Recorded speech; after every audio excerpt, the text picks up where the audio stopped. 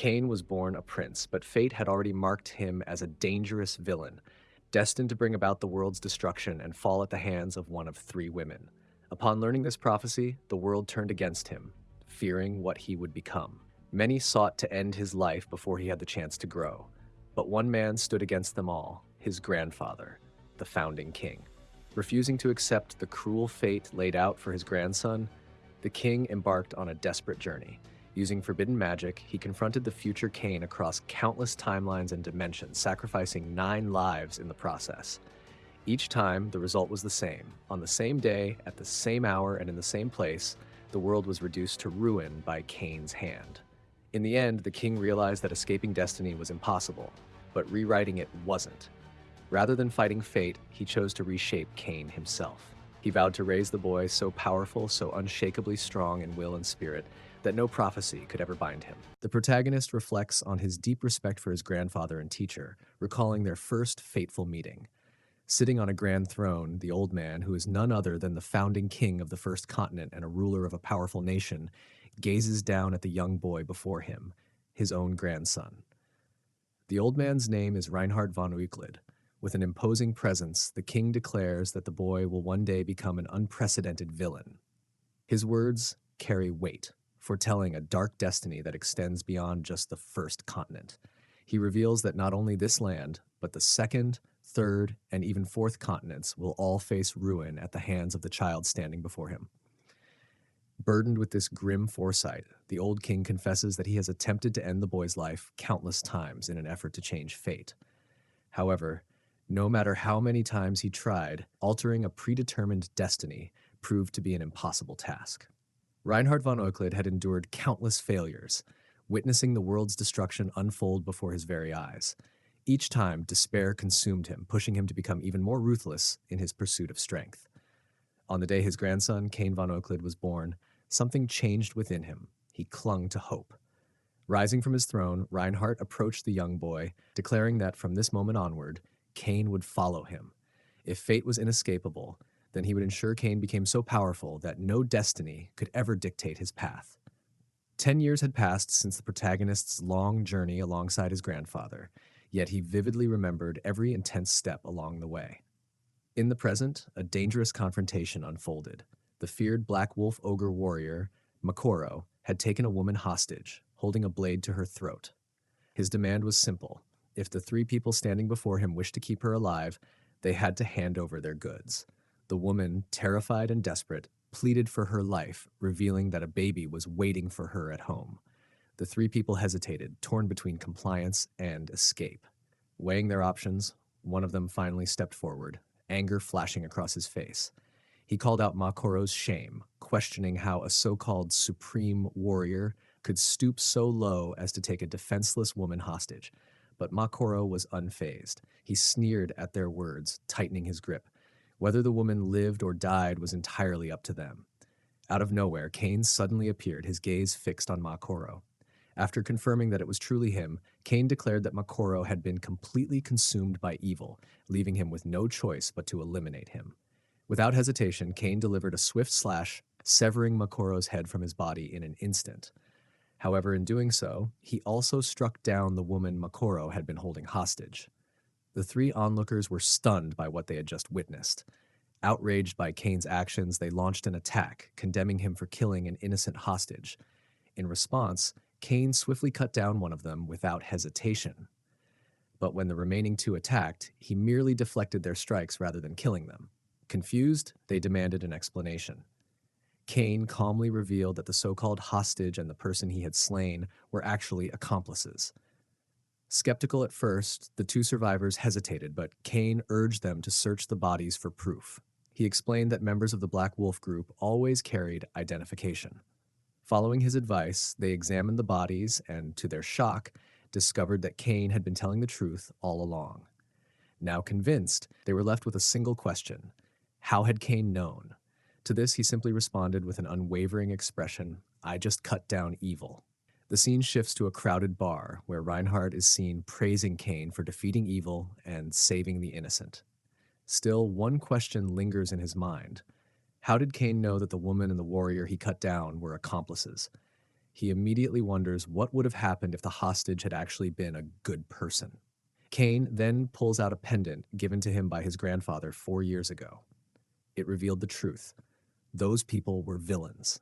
This pendant was the Ring of Holiness, a divine artifact from the third continent.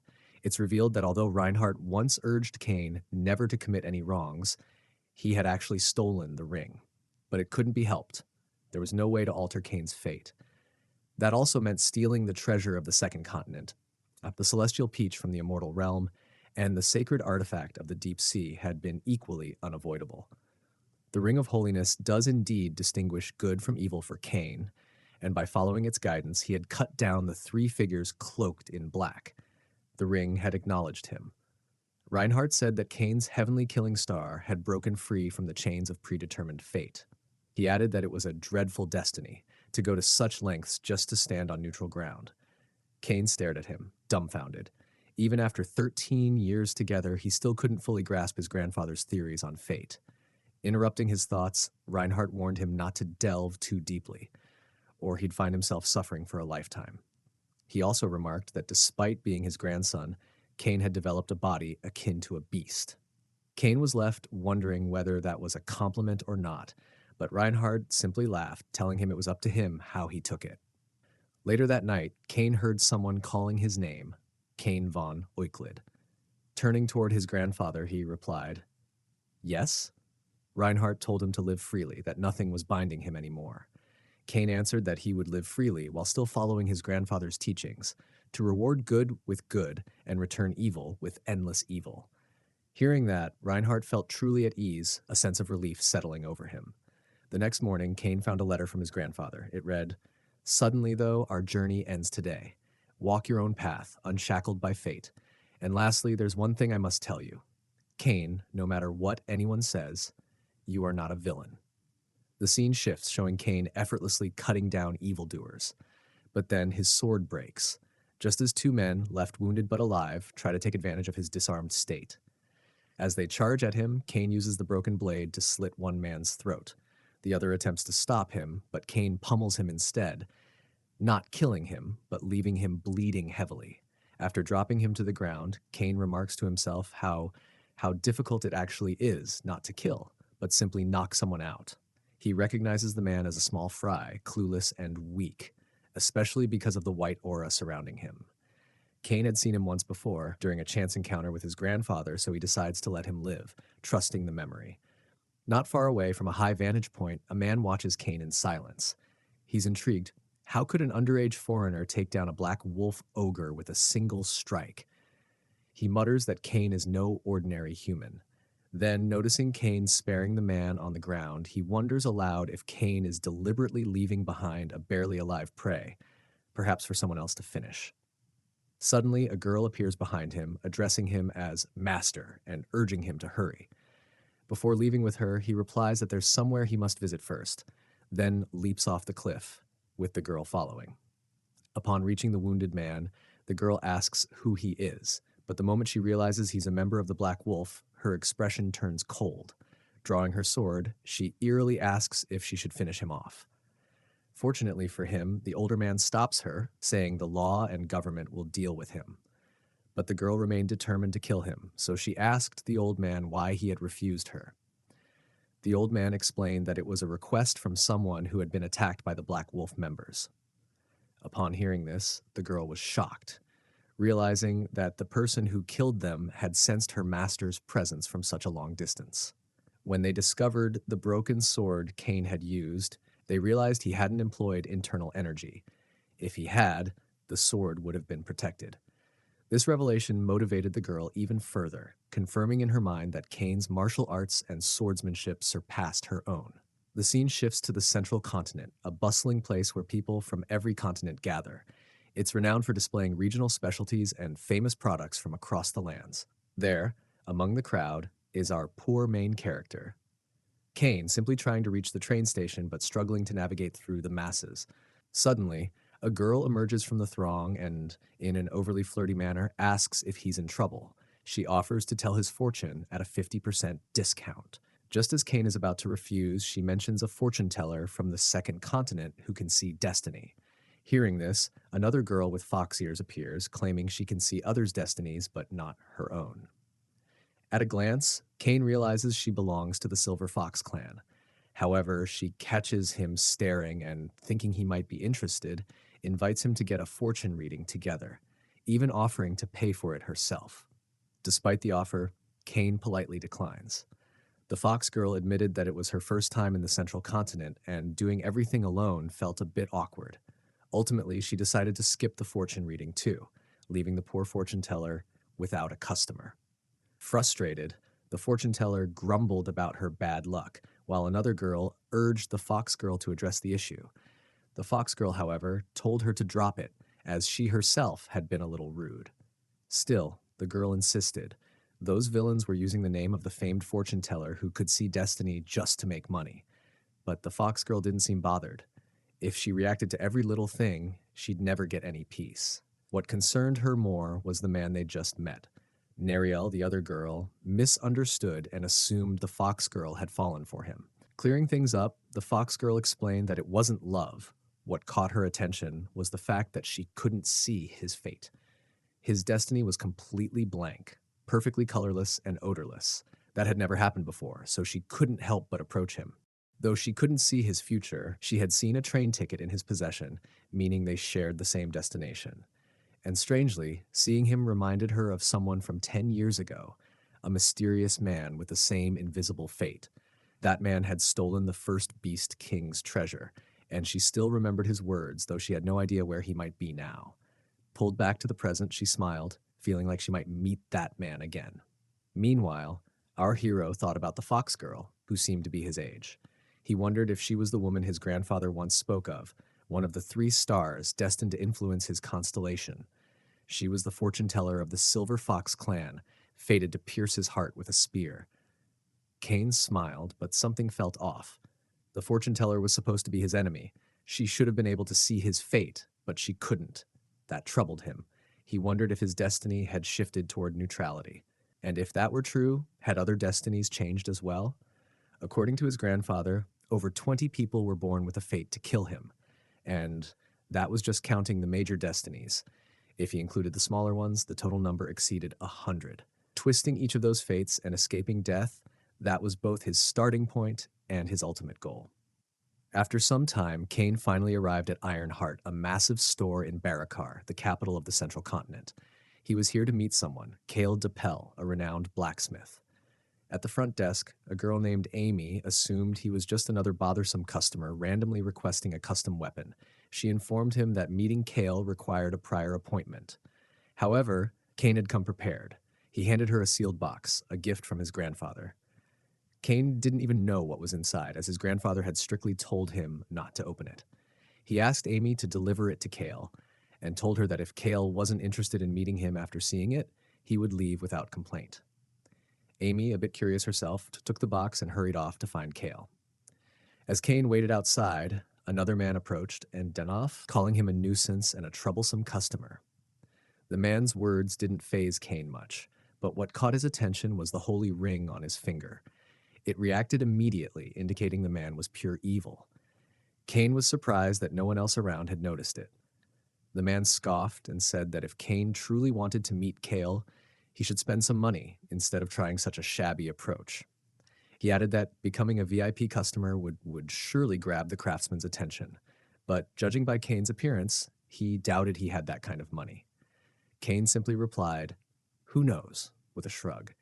Even if he did have money, he wouldn't waste it on a sword from this shop. There was no point in buying a weapon that couldn't withstand his strength.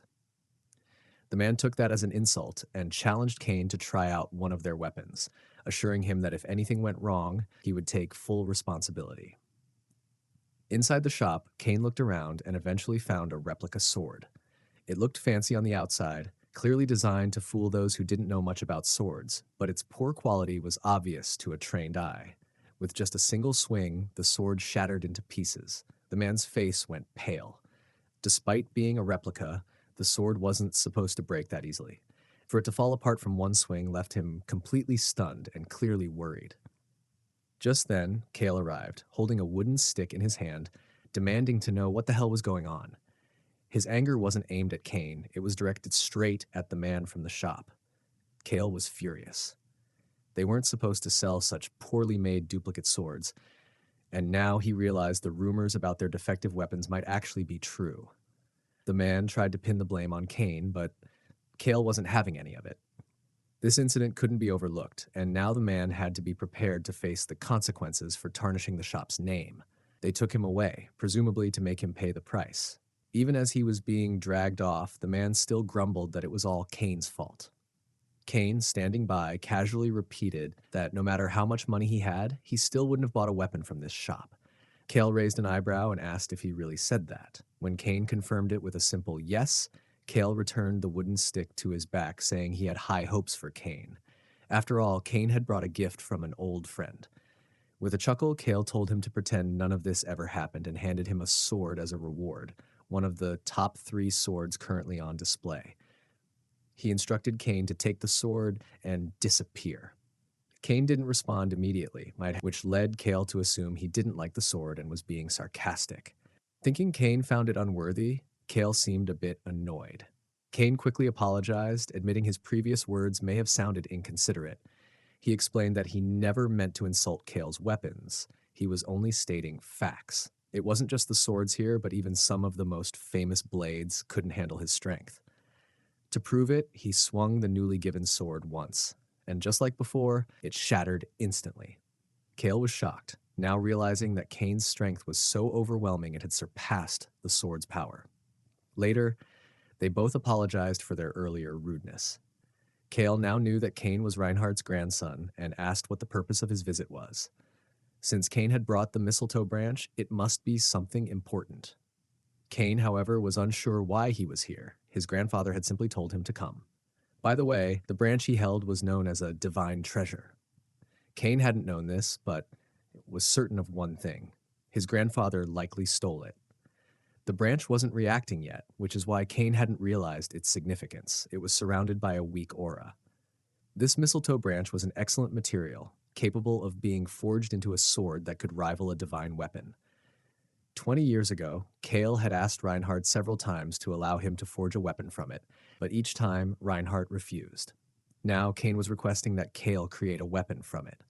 As Cain had shown earlier, he couldn't work with metals due to certain reasons. No matter how good the sword, it would break before he could even swing it. The reason? 10 years ago, after consuming treasure from the deep sea, Cain became unable to handle metals. Iron or a chalcum or any material he touched would be destroyed. It wouldn't be an exaggeration to say that all existing weapons were made of metal, which meant he could never have his own weapon. Cale was unaware of all this, but decided to accept Cain's request. Now that he understood why Reinhardt had sent him the branch, he realized that weapons made from the mistletoe branch wouldn't be affected by Cain's condition. Cain, surprised that he could finally have his own weapon, had nearly given up on that possibility. This felt to him like his grandfather's last gift. Afterward, he stepped outside the store and found Amy with 2 other men. They were all panicking, so Cain asked why. Before they could answer, he guessed, "Is it possible that Manager Ding has disappeared?" The man from earlier was Manager Ding. Hearing this, they began apologizing, thinking they had allowed the employee who had treated the customer rudely to escape. Cain, now understanding why they were so apologetic, realized they had mistaken him for a hired expert from the 4th continent. Most of them had difficult personalities, so they probably assumed they would be killed, which made Cain angry. To ease the tension, he told them it was fine and left without saying another word. Later, Cain bumped into a group that was after him. Someone had placed a reward of 3 gold ounces on his head, and the group had come to kill him. After some time, without even trying, Cain had killed all of them except for 1 man. The last man, trembling in fear, confessed that the others had threatened to kill his family unless he helped them. Cain had some questions and was prepared to spare him if he answered truthfully. Cain was even willing to swear an oath on his sword, although it wasn't his own. A sword oath made by swordsmen restricted a person's mana if broken. The more skilled the swordsman, the more severe the consequences. Cain quickly swore that if the man in front of him answered truthfully, he wouldn't harm him. The first question was simple. Who sent him to kill Cain? The man didn't answer immediately, but after a few prods with the sword, he finally did. It turned out that Manager Ding had sent him, but the request had actually come from a large organization with a base in the area. Manager Ding had used his connections to get these men to take the job. So, Manager Ding was also part of a criminal organization, which explained the black aura Kane could see surrounding him. Kane asked for the location of the organization's base, curious about where these men were operating. After receiving the location, Kane confirmed that the man was telling the truth. However, Kane had no intention of letting him go. As for the sword oath, it unfortunately didn't apply to Kane. His grandfather had given him the peach of the immortal realm, and after consuming it, his mana disappeared. Since the restrictions based on mana didn't affect him, the sword oath held no power over him. Kane had made a promise, but a promise from a villain meant nothing. With that, Kane killed him, and the sword finally broke down. In the next scene, we see Laon resting place. From the outside, it appeared to be just a regular lodging facility, but that was only the exterior and lobby. Using a hidden passage that led underground, one could find a gathering of the most dangerous criminals in the area. They hadn't even spared a child, making him a slave instead. In a private room of the gathering, Manager Ding was visibly furious. He had just received the news that the gang he had sent to kill Kane had been wiped out. In front of him stood a well-known expert from Alta. By the way, Alta was a criminal organization, and Manager Ding was a part of it. Manager Ding thought his boss must have high expectations of him, which was why this expert had been sent.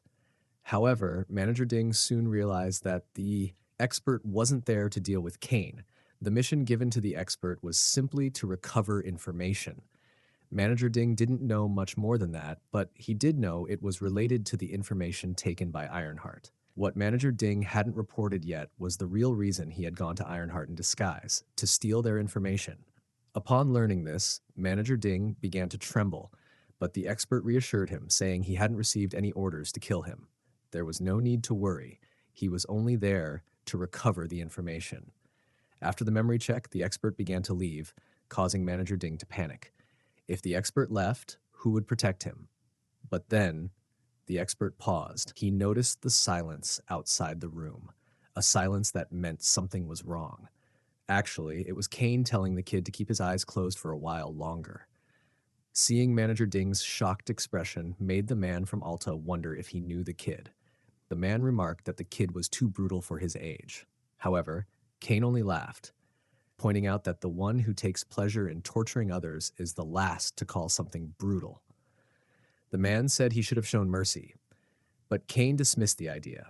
He stated that kindness is met with kindness, and evil is repaid with evil. Mercy doesn't suit him. The only thing Kane could offer was infinite malice. With that, Kane delivered a flawless blow, cutting through the man's neck so quickly that he never even saw the sword coming. Now, Kane was satisfied as he and Manager Ding were finally alone. Later, after some time, in Ironheart, Kale and Kane were discussing the data chip which contained the report Ding had created for Alta Group. The chip was a storage medium invented on the third continent and required a compatible device to access it. Since it was from before mass production, finding a tablet to read it would be difficult, but the information Alta had stolen was still on it. They had no idea what they were after, so they had to stay vigilant, unsure of when they would need to act. Kale asked about the child, noting that he didn't look like Kane's. Kane explained that he had saved the child from gathering and asked if he could leave him with Kale, since they couldn't trust the security forces after Alta's involvement. Kale agreed to look after the child. Just as Kane was about to leave, Kale showed him a scroll. It was about the box with the mistletoe branch. Upon investigation, Kale had discovered a secret space inside the box, and this was what he found. Suspecting it might be Reinhard, Kane thanked him and told him to contact him once he found a data chip reader before departing. The scene shifts to where Kane had killed Alta. The fox girl who had just arrived here was wondering who could possibly use force against Alta. Neriel commented that even if they were allies, they were still very brutal, so even if they were on their side, they couldn't rejoice too freely. The fox girl acknowledged that it might be difficult to communicate with this person, but she felt a familiar sensation. Neriel noted that it was a good thing to know there were others besides them who were hostile to Alta. The fox girl agreed, believing there might be others fighting to eradicate Alta. She actually hoped to meet that person. In the next scene, Kane is seen reading Reinhardt's letter. Reinhardt had already predicted that Kane had gone to the central continent, met Kale, and received the mistletoe branch. He also requested a sword and knew that Kane had encountered the Oracle, who could see fate. Reinhardt was aware that Kane must have clashed with Alta in Barakarl. Everything had unfolded exactly as Reinhardt had said, but Reinhardt also warned that Kane would lose his life to Alta. The scene transitions to Kane in the Mechanical Paradise, a shopping district where only goods from the third continent's advanced mechanical civilization were sold. Kane was extremely tired, as he had no mana. Those who used mana didn't need long sleep, as mana activated the body and brain, helping with fatigue recovery. Kane entered a shop and asked for a TK series item. The shopkeeper was taken aback, explaining that the product had been released 27 years ago, and informed him about a shop, the only shop still carrying it.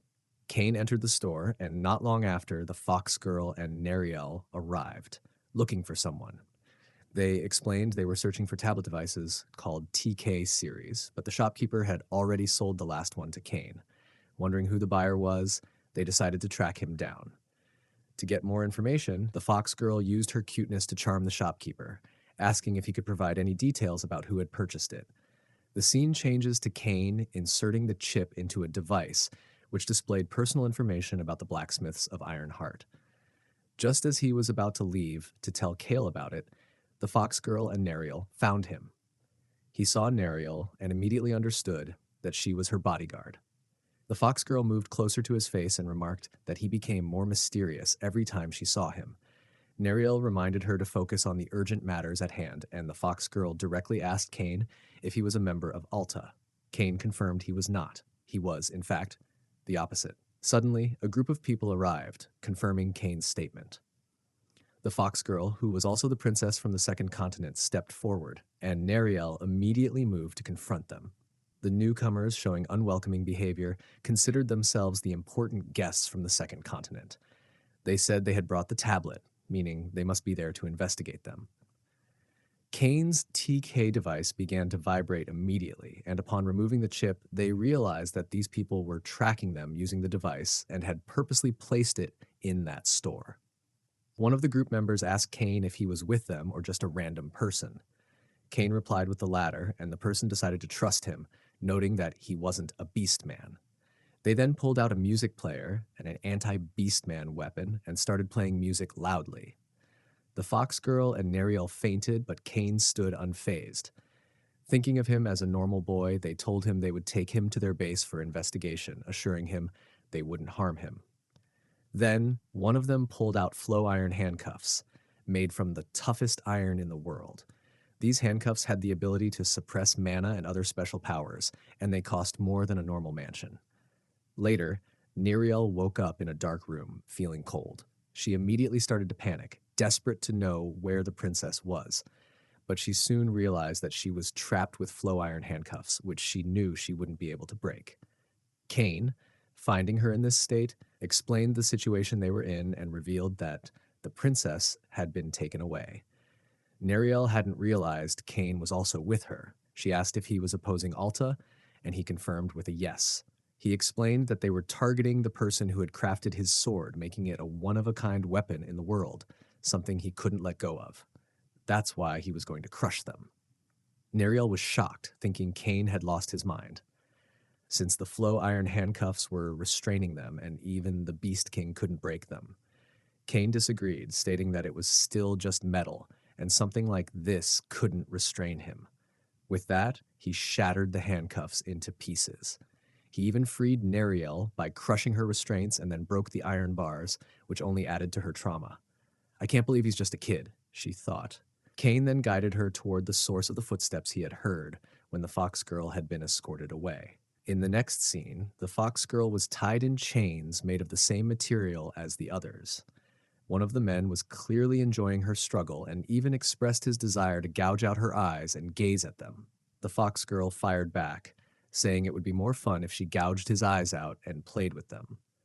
The man, though knowing he would be in trouble, still decided to remove one of her eyes. As he approached with the tool, he suddenly sensed something behind him. It was none other than Kane, who immediately landed two powerful kicks, sending the man flying. Afterward, Cain crushed the fox girl's handcuffs and told her to go outside with the bodyguards. He couldn't let the priestess see what was about to happen. Once outside, Neriel hugged the fox girl, feeling a sense of relief.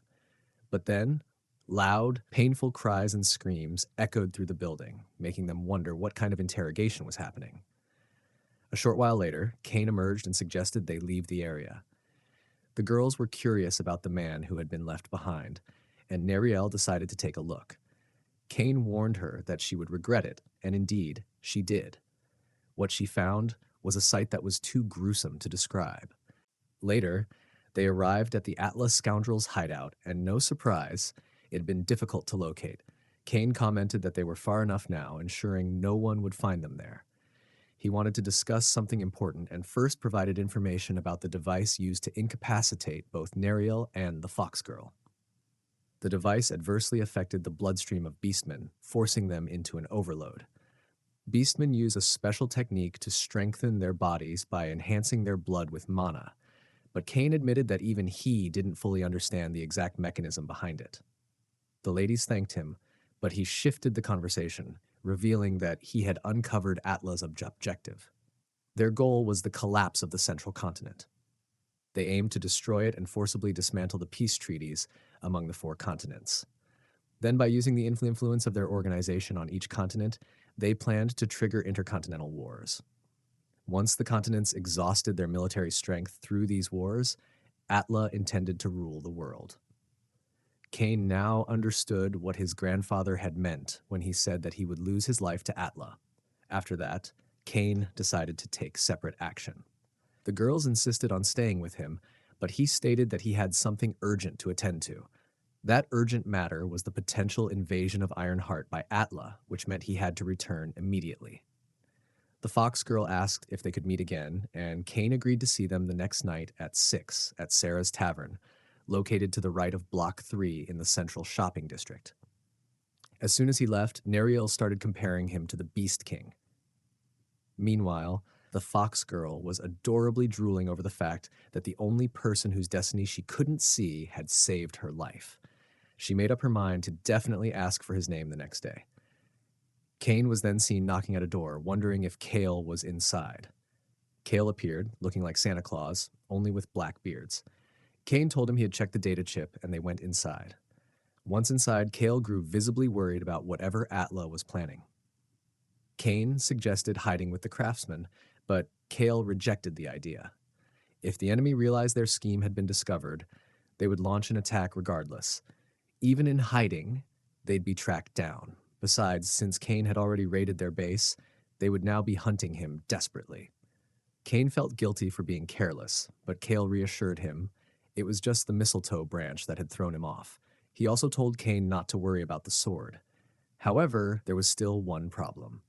Siritritan, a rare metal from the 2nd continent. It was essential to neutralize the mistletoe branch's unique traits and was difficult to obtain. If Cain could find it, Kale said he could finish the sword within a week. Cain believed it was possible. The next day at Sarah's Tavern, Cain asked the fox girl if she could acquire the metal as soon as possible. She replied that it might take some time. While glancing at Neriel's sword, she asked Cain if it needed to be in an unprocessed state. Cain said he didn't mind the condition of the metal. Suddenly, the fox girl exclaimed that they could get it immediately and cast an eerie look at Neriel. Neriel refused to hand over her sword, saying it was a gift from the Beast King. However, after receiving another vague threat, she reluctantly handed it to Cain. After thanking them, Cain offered to share other information about the enemy base and mentioned he intended to tell them everything he knew. Growing suspicious, the fox girl asked what he wanted in return. Cain simply replied that it was nothing significant. He just wanted to form an alliance. To face Atla, trustworthy allies were necessary, and Cain claimed he could tell by looking at someone whether they could be trusted. According to him, these two passed that test. They agreed to work together. Cain picked up the sword, and just before he left to deliver it, the fox girl handed him a map of the inn where they were staying. She also shared her name, Shea Vil Vistren. Cain didn't think it was important to reveal his full name, so he simply told her he was Cain. In the next scene, Cain was seen walking after handing over the sword to Kale. Now, in just a week, his weapon would be ready, unbreakable no matter how hard he wielded it. After all, it was a divine weapon. He arrived at the beastman's lodgings and knocked on the door, speaking a coded phrase. The lamb was sold out. Neriel opened the door. Inside, the room was filled with people. As Kane entered, he wondered why Shaw Python had appeared with the Bloodstream Suppression Squad. He decided to get to the bottom of it. Shaw Python, seeing Kane approach, panicked. Moments later, Kane beheaded him, shocking everyone in the room. Only after that did he introduce himself. Instantly, chaos erupted. Everyone began attacking him, including a girl who leapt at him, but Kane didn't go down without a fight. He made sure not to injure anyone else during the scuffle, while Neriel stood aside, silently watching and waiting for the misunderstanding to clear. Another man moved in to strike, but Kane stopped him by explaining that Shaw Python had been a spy. The group was skeptical, finding it hard to believe. To back up his claim, Kane brought up the Jeffrel School, a research institute focused on body-based magic. He explained that among their repertoire existed a unique spell, body transformation magic. This magic implanted a special stone created by the Jeffrel School, allowing a person to replicate another's structure, face, and even 10% of their unique mana signature. As Kane shattered the magic stone, the man's form reverted to normal. Everyone stood in stunned silence. Kane had been telling the truth, but two immediate questions arose. First, as a swordsman, how had he recognized a spell from the Jeffrel School? And second, why hadn't he mentioned the man was a spy before killing him? The answer to the first was straightforward. Kane had mastered all 7 magic schools that existed on the first continent. As for the second, it was more complicated. He explained that it was an obsessive-compulsive reaction, something beyond his control. His grandfather had taught him to never hesitate when confronting evil and to trust his instincts. As a result, whenever he sensed something wicked, his body often moved on its own before his mind could catch up. Neriel, however, pointed out that he still needed to explain himself before taking action. Kane apologized and admitted he would try to restrain himself better during future operations. With that settled, the topic shifted to the princess, who was currently on the top floor, praying under the full moon. Suddenly, Neriel realized something. If a spy had managed to infiltrate the building, then there was a strong chance someone might also target the princess. Alarmed, she rushed upstairs. When she opened the door, she was relieved to find the princess safe and unharmed. But later, it was revealed that the princess had indeed been attacked. However, she eliminated the intruders with ease. Given her current state, defeating her was nearly impossible.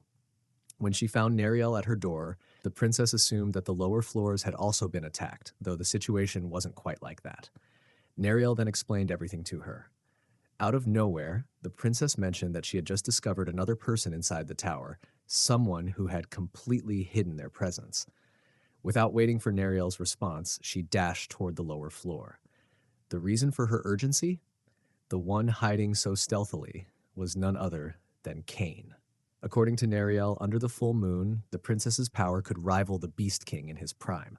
She worried that even Kane might not be able to handle her in his unguarded state.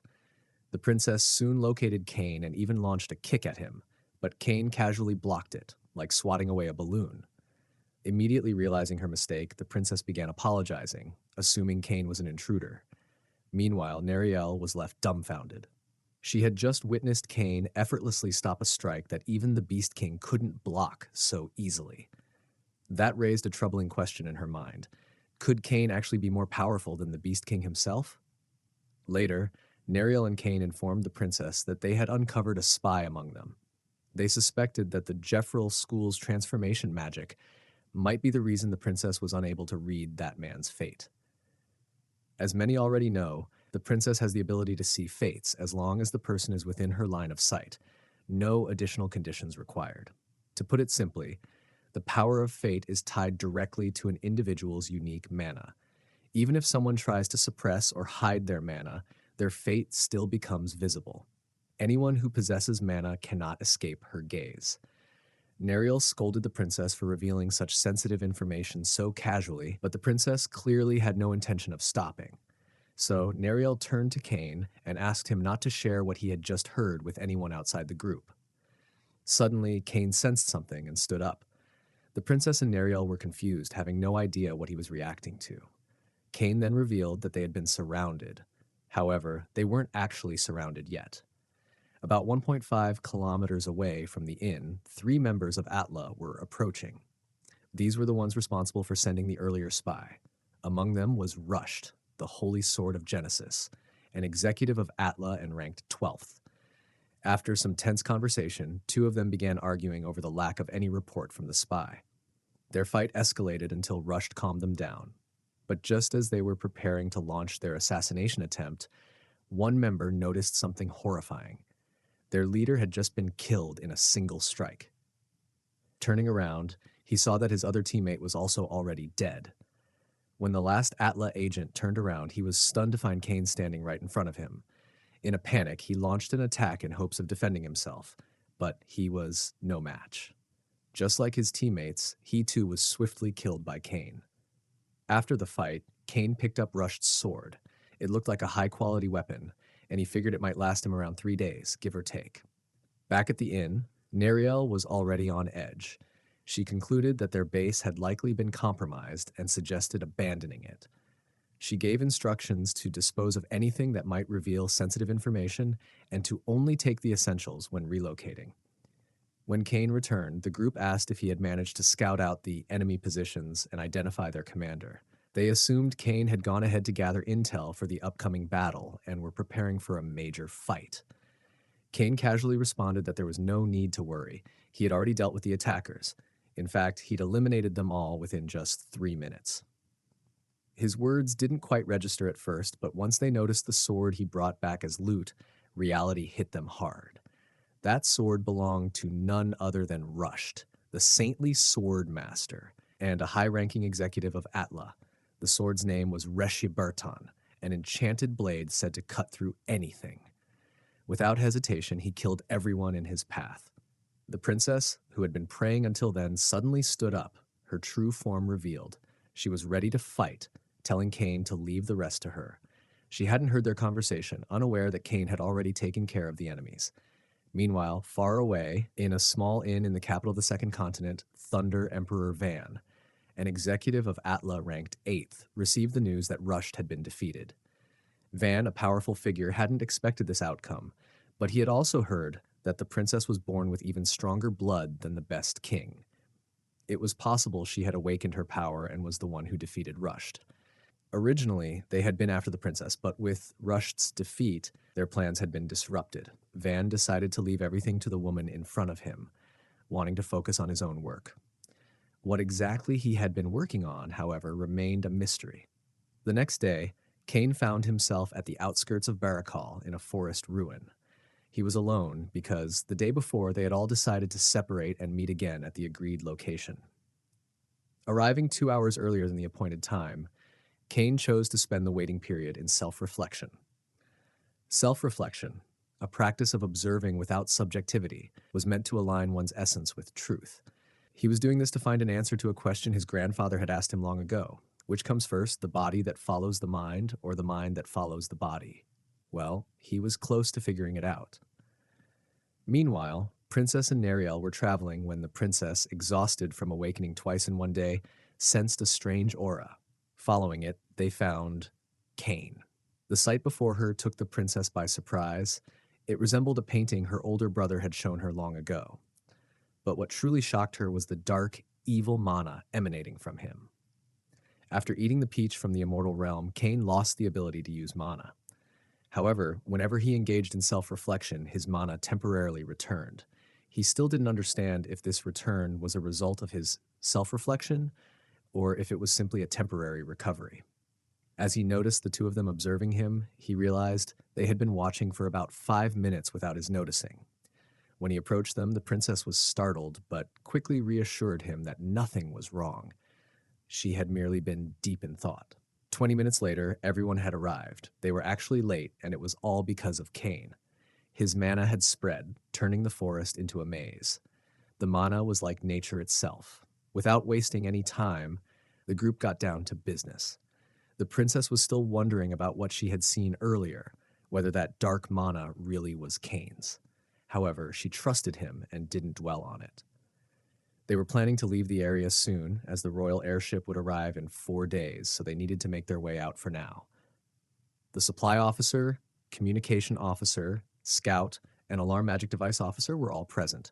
Thanks to the scout and alarm magic device officers, they learned that Atla had been on the move.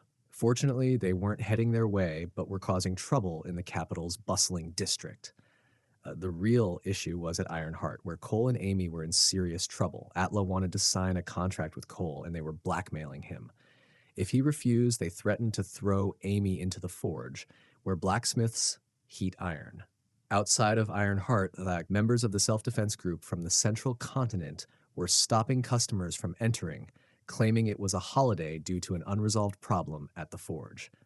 However, unbeknownst to anyone, these self-defense members were actually from Atla, who had built up a false reputation over the years. One of the men warned another not to speak about it, as they would be in serious trouble if anyone overheard. Out of nowhere, Cain appeared, swiftly killing one of the men. He thanked them for the information, revealing that he had been listening the whole time. At first, they attacked him, but when they realized they were no match for him, they began running, calling for help. It was all in vain, as the others outside couldn't see or hear them.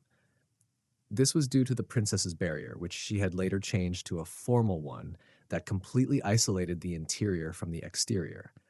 The barrier would only last for 10 minutes, but that was enough. The group had already decided on the princess's role.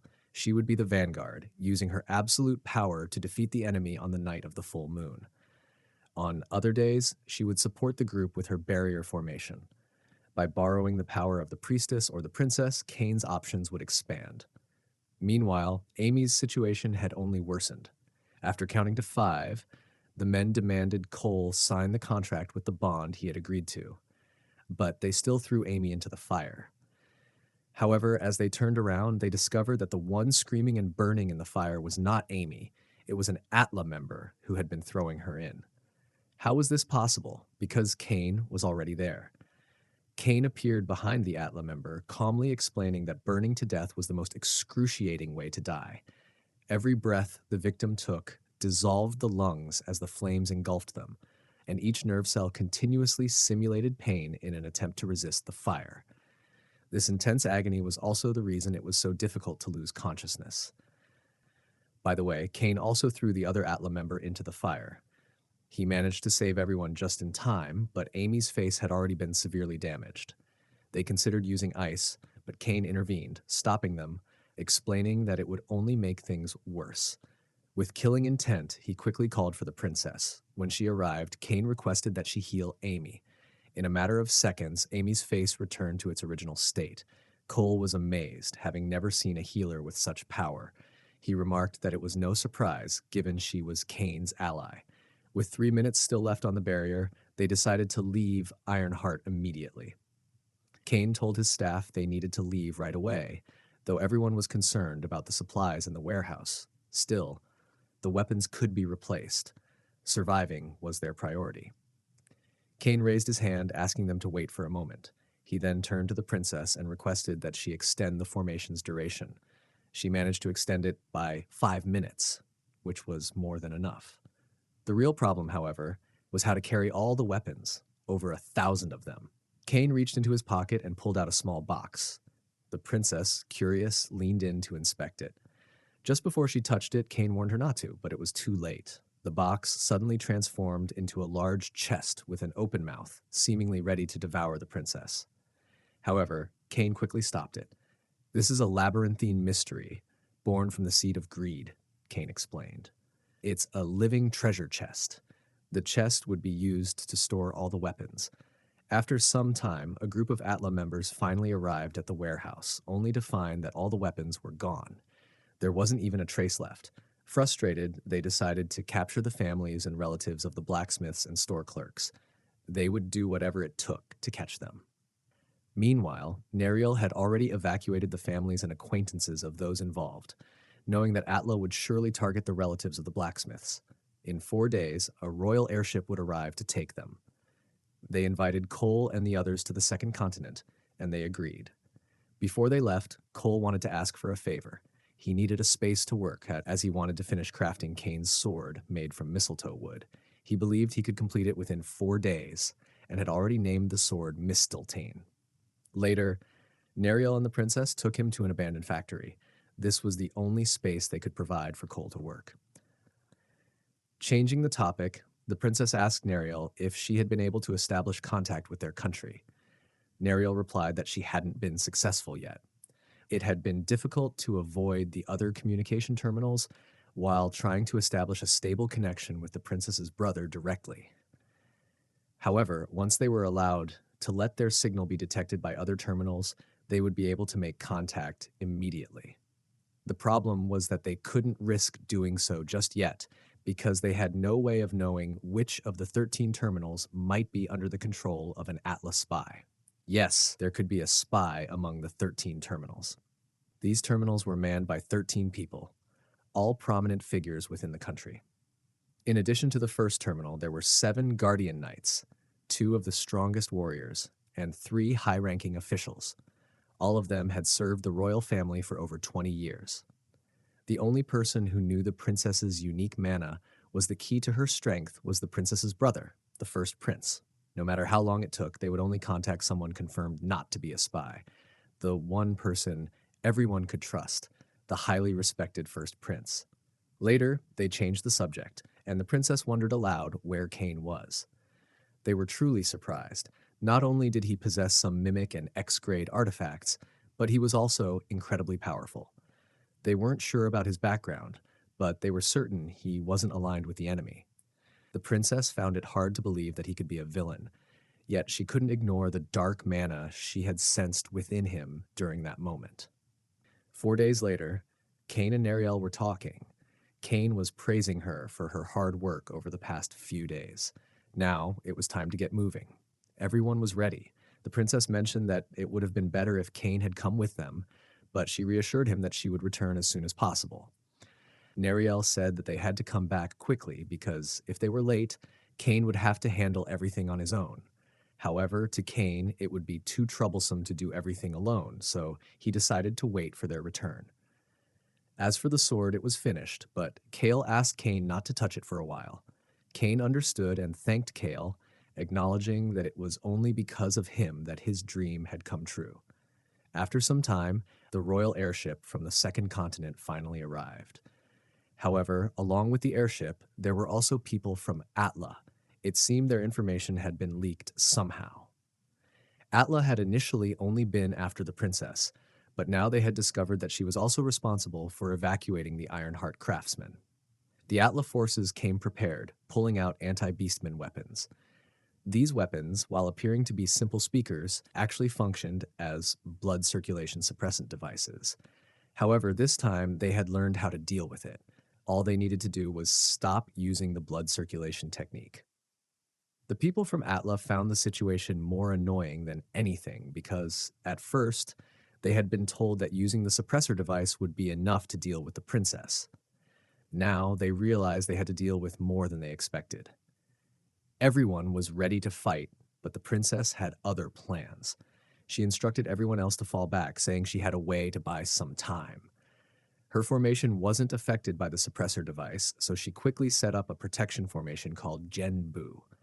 With this, no one from Atla would be able to step foot inside. Meanwhile, Cain was in the abandoned factory, staring at the sword Cale had told him not to touch. He couldn't afford to wait around for a whole month, and he also had Black Fang with him, which he borrowed from Neriel. He knew he couldn't leave it with her for too long. If he didn't act now, who knew if he would make it in time? But he also couldn't leave his sword alone. Back at the scene, there was no way for the people from Atla to break the formation and get inside, so they were left waiting outside, unsure whether to give up or push forward. The others had climbed up quickly, except for the princess and Neriel. Neriel called out to the princess, asking her to come with them. However, the princess replied that there was no way she could maintain the formation from a distance. If she moved from the spot, the formation would break. Neriel offered to buy enough time so that the princess and the airship could escape. But the princess, using the order of authority she had sworn never to use, commanded Neriel to leave and escape, regardless of the method. The order of authority was a compulsory command that could not be refused. When Neriel had become the royal guard of the beast, she had sworn with blood to obey one such order in her lifetime. With that, she obeyed and escaped with the airship, leaving the princess behind. The princess had already reached her limit and soon lost consciousness. Before Alta could do anything further, Kane appeared just in time, swiftly killing their captain and then eliminating the rest of the group, believing they had no right to live. He decided to take the princess to a safe place so she could rest and receive the necessary treatments. Meanwhile, Van, the executive ranked 8th in Alta, was fuming after hearing that they had failed to capture the princess. He gave the girl in front of him a chance to explain what had happened. She desperately recounted that a powerful warrior had appeared out of nowhere and saved the princess. To confirm the details, the girl's team had been holding onto a mana recorder, but strangely, it had failed to record any trace of mana from this warrior, despite being a high-grade recorder. Van was well aware of only 3 individuals whose mana couldn't be recorded by such a device. The first was the Sword Saint from the 4th continent. The second was Reinhardt, the Origin King from the 1st continent. The last was the mysterious boss of the Alta organization itself. Van quickly came to a conclusion. There was a chance that Reinhardt himself had gone undercover and appeared at the scene. If this were true, it would spell disaster for them. When the princess came to her senses, she found herself in an unfamiliar place, realizing she was confined by those people. A deep sadness overwhelmed her as she thought about Neriel, wondering what would happen to her once the order was rescinded and she returned to their homeland. She found herself in an incredibly difficult situation, and the tears began to flow as the weight of everything sank in. It was during her distress that she heard Kane's voice. At first, she thought it was just a hallucination, but as his presence became clearer and he gently touched her forehead to check if she was all right, she realized it wasn't. She started crying again, feeling a mix of relief and sorrow. Kane, misunderstanding her tears, assumed she was physically hurt and quickly offered her an elixir. This particular elixir was extremely rare, said to possess the power to even bring the dead back to life. As soon as the princess was exposed to its radiant energy, her pain began to fade away. Kane had been told by his grandfather that a trial would soon come for the priestess, one who could see the threads of fate, and he was advised to ensure she drank this elixir when the time came. Despite the soothing effects of the elixir, the princess refused to accept it, unable to bring herself to drink it. Kane, sensing her reluctance, didn't press her further. As for Kane's sword, the one Kale had told him not to touch, Kane had brought it with him, though he remained uncertain about its state. He wondered whether the sword was maturing inside Mimic. On the other side, aboard the royal airship, Kale blamed himself for everything that had gone wrong. In his mind, if the sword hadn't needed to mature, Kane wouldn't have had to stay in the factory and could have saved the princess. Little did they know, she had already been saved. Let me explain what sword maturation means. During this process, a sword absorbs mana, and the more mana it takes in, the stronger it becomes. If there were a place where mana was 5 times more concentrated, Kane's sword would have become a true divine weapon. Unfortunately, he had thrown the sword into the Mimic, which had mana concentrations 10 times higher than normal. The sword began to glow brightly in the Mimic, and when Kane realized that the maturation process was being accelerated, he decided they could move immediately, as the sword would soon be in his hands. The princess had no idea where they were headed, so Kane explained that it was the perfect time to attack Alta's Beta Central Continent, which could be practically right now. He then guessed that if the executive had been present during the airship attack, they would have helped, meaning they were likely on a different mission, far from the central continent. Kane asked the princess to cooperate with him as he needed her help. Naturally, she agreed. In the next scene, we find Alta's surveillance base on the outskirts of Barakal. The entire staff was in a panic, desperate to find the princess at any cost. If they didn't locate her within 3 days, they would all be killed. Meanwhile, Kane and the princess had already infiltrated the base, using awareness-impeding techniques to block the cameras. It was incredibly convenient, as Kane didn't have to fight anyone along the way. Unfortunately, their stealth didn't last long, and they were eventually caught. But it wasn't a big issue for Kane. He dealt with them instantly. Their captain arrived shortly after hearing the commotion outside. Just as Cain was about to kill him with a punch, the princess stopped him. They could use this man, as they still needed a password to access their system. The princess quickly cast her magic on him. Though the specifics of the magic were unclear, it worked. He began answering whatever they asked. With access to the system, they began reviewing reports on the invasion of various continents. The information was presented as percentages, and for the first continent, it was 99%.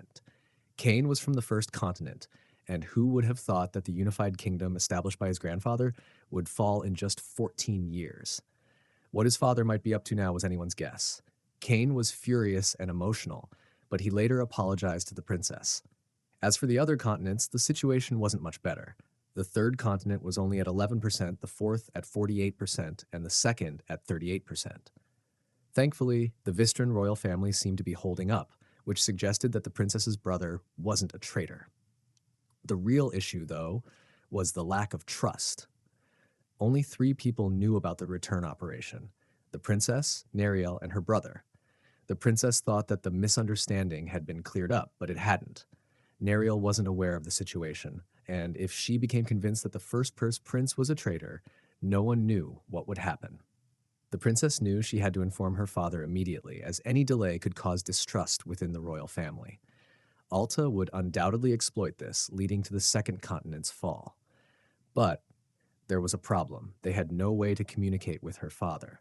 Out of nowhere, Cain suggested they head to Alta's headquarters in Barakal, which was also their largest base, with over 1,000 members.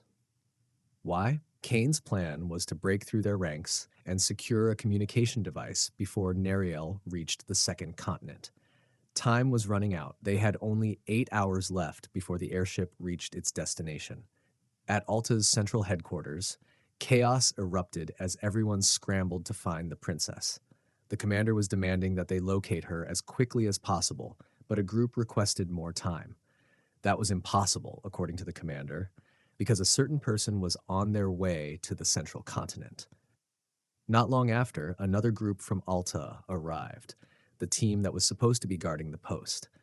But they explained that it was the commander who informed them that invaders had arrived and ordered them to head to the basement immediately. This was all part of Cain's plan. He was behind it all, believing that by gathering everyone in one place, he could eliminate them all at once. As he entered the basement, the door shut behind him and the electricity went out. It was Princess Dovan who had cut the power. She also activated the sensory enhancement talisman she had given Cain, allowing him to see in the dark. One by one, he started killing everyone. On the other side, the princess watched, but all she saw was someone evil, someone who took pleasure in killing. Her suspicions grew. She remembered the time she had seen the dark mana within Cain. Was this his fate? Everything now pointed to Cain being evil. Cain had finished off most of the group, leaving only 3 people hiding. He baited them, promising to forgive anyone who apologized. They all came out at the same time, apologizing, leaving Cain no choice but to kill them. He had nearly wiped out everyone, and it was more than usual because he had to rely on his hearing for the entire fight. Princess had given him a talisman to enhance his ability to see in the dark, but it didn't work at all. When Cain stepped out of the basement, he was surprised to find the princess waiting for him outside. He had told her to just go. However, the princess didn't waste any time beating around the bush. She asked him directly if he enjoyed killing people, since everything she saw earlier suggested he did. Cain tried to deny it, but before he could say more, Van, ranked 8th and an executive of Alta, appeared. Without hesitation, Van attacked Cain with his lightning attribute.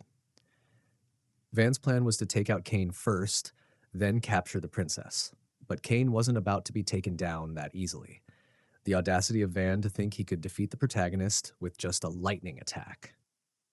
After the smoke cleared from the blast, they discovered Cain was completely unharmed. He swiftly countered, punching Van and pinning him to the wall. This gave Cain some time to seize the advantage. Taking full advantage of the moment, Cain handed the princess Sol la de Paratine Faux Vistron from the Mimic. It was a sacred item from the first Beast King. Why did Cain have it? His grandfather had stolen it from the Beast King in order to purify Cain's true nature, but his grandfather had also told him that one day he must return it to the princess. The first Beast King's sacred item had the power to awaken the dormant blood of the Vistran. The priestess who wielded it would undoubtedly become the strongest Vistran to have ever lived. Cain told her that he would explain the details later. For now, she should just accept the item and save him later, as he would likely be unconscious after finally defeating Van. He urged her to get away from there, as Van had just gotten back up. Van launched another lightning attack at Cain, but Cain blocked it with a broken sword. He had initially thought being ranked 8th would be a big deal, but right now, Van wasn't looking so impressive. Cain caught Van's lightning punch with his bare hands, shocking Van. With his final punch, Cain easily killed Van. Meanwhile, the princess was already in the control room, still unsure if it was right to use the divine artifact. She didn't have time to hesitate, though, as she heard footsteps approaching. The people from Alta had noticed that the security system was still off, believing there was an intruder in the control room. Without a second thought, the princess decided to use the artifact. Her father had told her that the divine artifact of the first Beast King was both a blessing and a curse. How so? Let me explain. If the Chosen One wielded the artifact, it would grant them a great blessing. But if the person wasn't the Chosen One, it would cost them their life.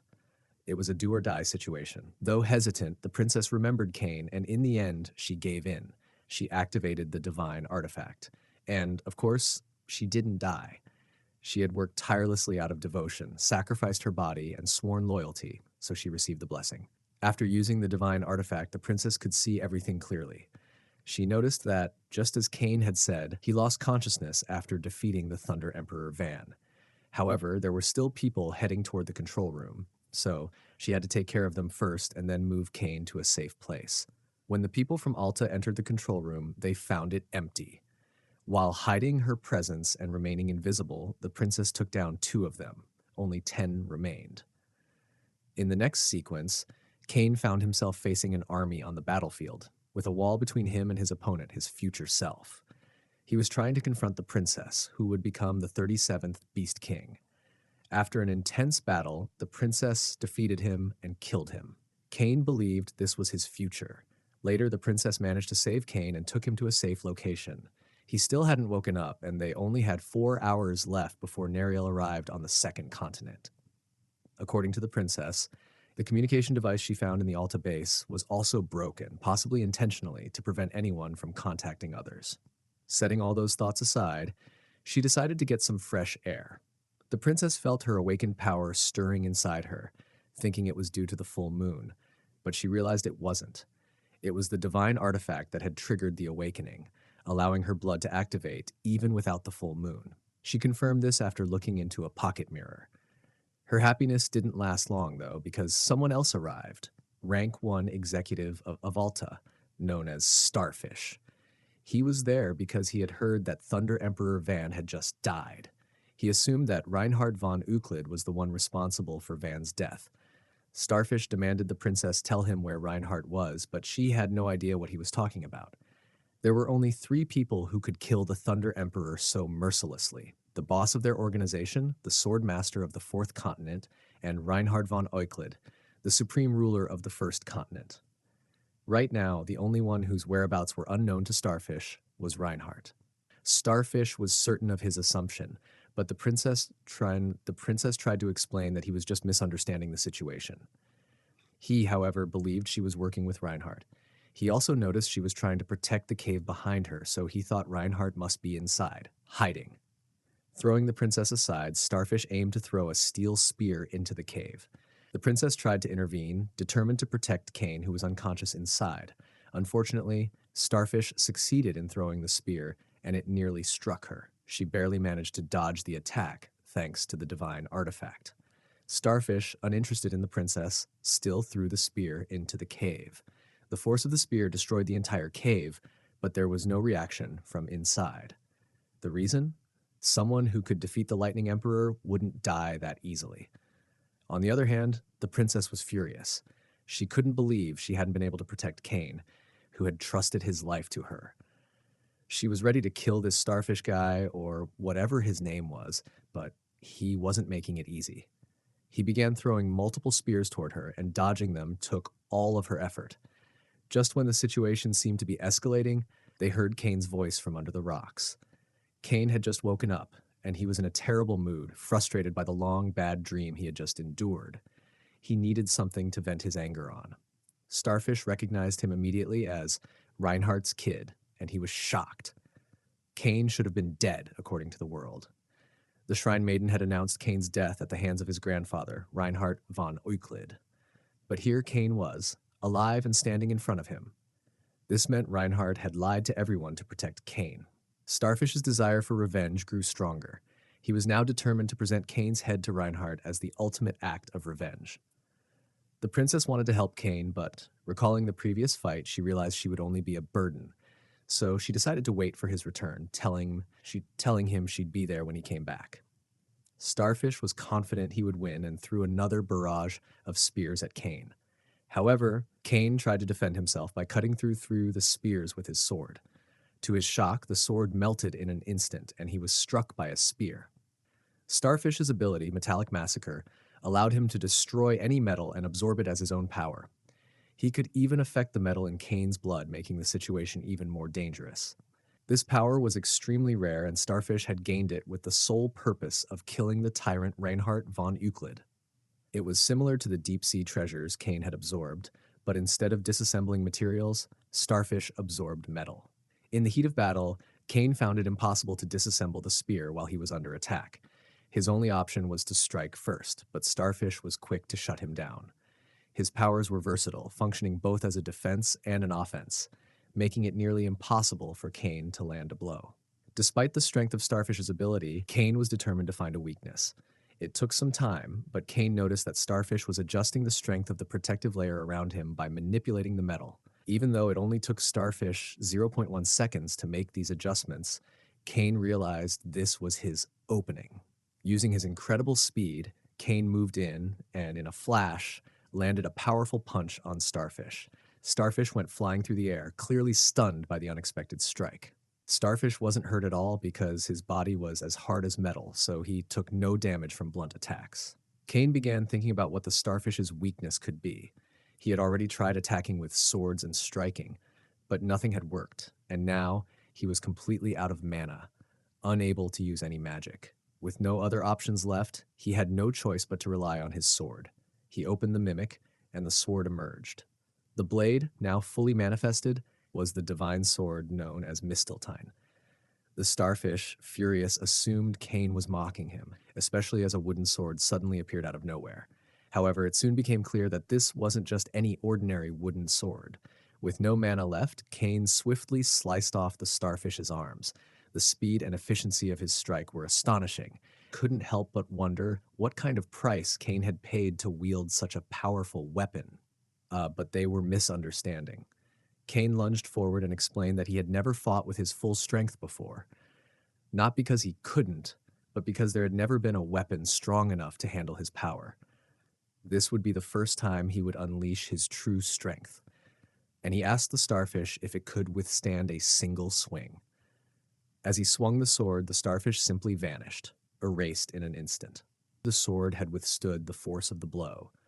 The feeling was exhilarating. His grandfather had always told him that fighting with a sword was exhilarating, but Kane had never fully understood what he meant until now. Now, he finally did. Kane checked to see if the Starfish had gathered any information on him. After a brief inspection, he found a data check, but before he could process any further, everything started to blur. It might have been the blood loss. The princess arrived shortly after, but before she could speak, Kane fainted. Sometime later, he drifted into another dream, this time where he fought like a true villain. However, this time it wasn't the princess he faced. It was a different girl. Her name was Serena Soret, and she held the title of the Light That Pursues the Truth. After a fierce battle, the outcome was the same as before. Kane was killed, this time by Serena herself. When Kane awoke, he found himself in an inn. The princess was asleep at a nearby table. Upon seeing the divine artifact resting on her head, Kane realized it had fully taken root within her. He couldn't believe he had fainted twice in a row, but what concerned him more was the sense that time had passed in much the same way as before. The more time passed, the more detailed his dreams became. He began to wonder, was this his future? If so, was there any hope for him, or was his only path to destroy this world, no matter what choices he made? If that were the case, he didn't know how he could possibly continue living. Suddenly, the princess woke up, and it became clear she hadn't been trying to sleep at all. She had simply fallen asleep. She had been attempting to contact the second continent using the communication device they had retrieved from the Alta base. Unfortunately, she had been unsuccessful. None of their communication codes worked, and after all their hard work to acquire the device, she was still unable to make contact. Now, she was at a loss for what to do next. Kane, realizing there was no other option, asked her to hand over the communication device. After entering the correct communication code, it finally activated and connected to the second continent. On the other end of the device was the princess's father, the king himself. Kane had used his grandfather's communication code from the first continent, which led the king to believe it was Reinhardt reaching out after such a long silence. He immediately began shouting in anger. The reason for his fury was clear. Reinhardt had stolen their divine artifact, and of course the king was livid. But there was more to it. Reinhardt had left behind an ominous letter explaining that he was borrowing the divine artifact for a while and would return it later. He also requested that they take good care of the communication device, as without it he would be unable to contact them. That was why the king still had the device in his possession. The king continued yelling without pausing for breath, but after a while, he realized the person on the other end wasn't Reinhardt. It was his daughter, and he couldn't understand why. However, this wasn't the main issue. The princess quickly asked if he was alone and, after confirming, explained the situation. Then a question arose in the king's mind. Why did his daughter have the communication device that was supposed to belong to Reinhardt? The princess didn't know how to answer, so Kane whispered in her ear, suggesting she make something up. As he whispered, she turned red. Being half fox, her ears were a sensitive spot for her. Embarrassed, she managed to come up with something, though she had no idea that Kane didn't understand beastly language. After hanging up, the princess learned that Kane was Reinhardt's grandson. Not long after, she began talking about how much they resembled each other, claiming that she had known from the start that there was something familiar about them. The princess asked why Kane hadn't let her explain everything to her father. After all, Reinhardt hadn't stolen the artifact with the intention of keeping it. He planned to return it. However, Kane pointed out that it was better if they didn't reveal this, since the Beast King was known for his short temper and eagerness to fight. Later, they decided to analyze the data chip they had retrieved from the starfish. As they sifted through the data, they found a video featuring Serena Soret, one of the 3 individuals Kane was strongly connected to. But why was she even in the video? It turned out that Alta had been investigating her activities. The data chip also contained information about Kane, declaring him dead, an error based on incorrect information from the Maiden. Just as they were about to shut off the device, they discovered that the invasion rate of the third continent was listed as 0%. This meant that the information they had received from the Barakal Alta base was wrong. Kane suspected that the starfish data was more up to date. Recently, the third continent had recovered all the crucial machinery that Alta had stolen and reclaimed factories just 3 hours after Alta had conquered them. The question now was, who had managed to push them back? It should have been nearly impossible unless they had foreseen the future and planned accordingly. Kane's next plan was to first eliminate any remaining executives or return to the central continent.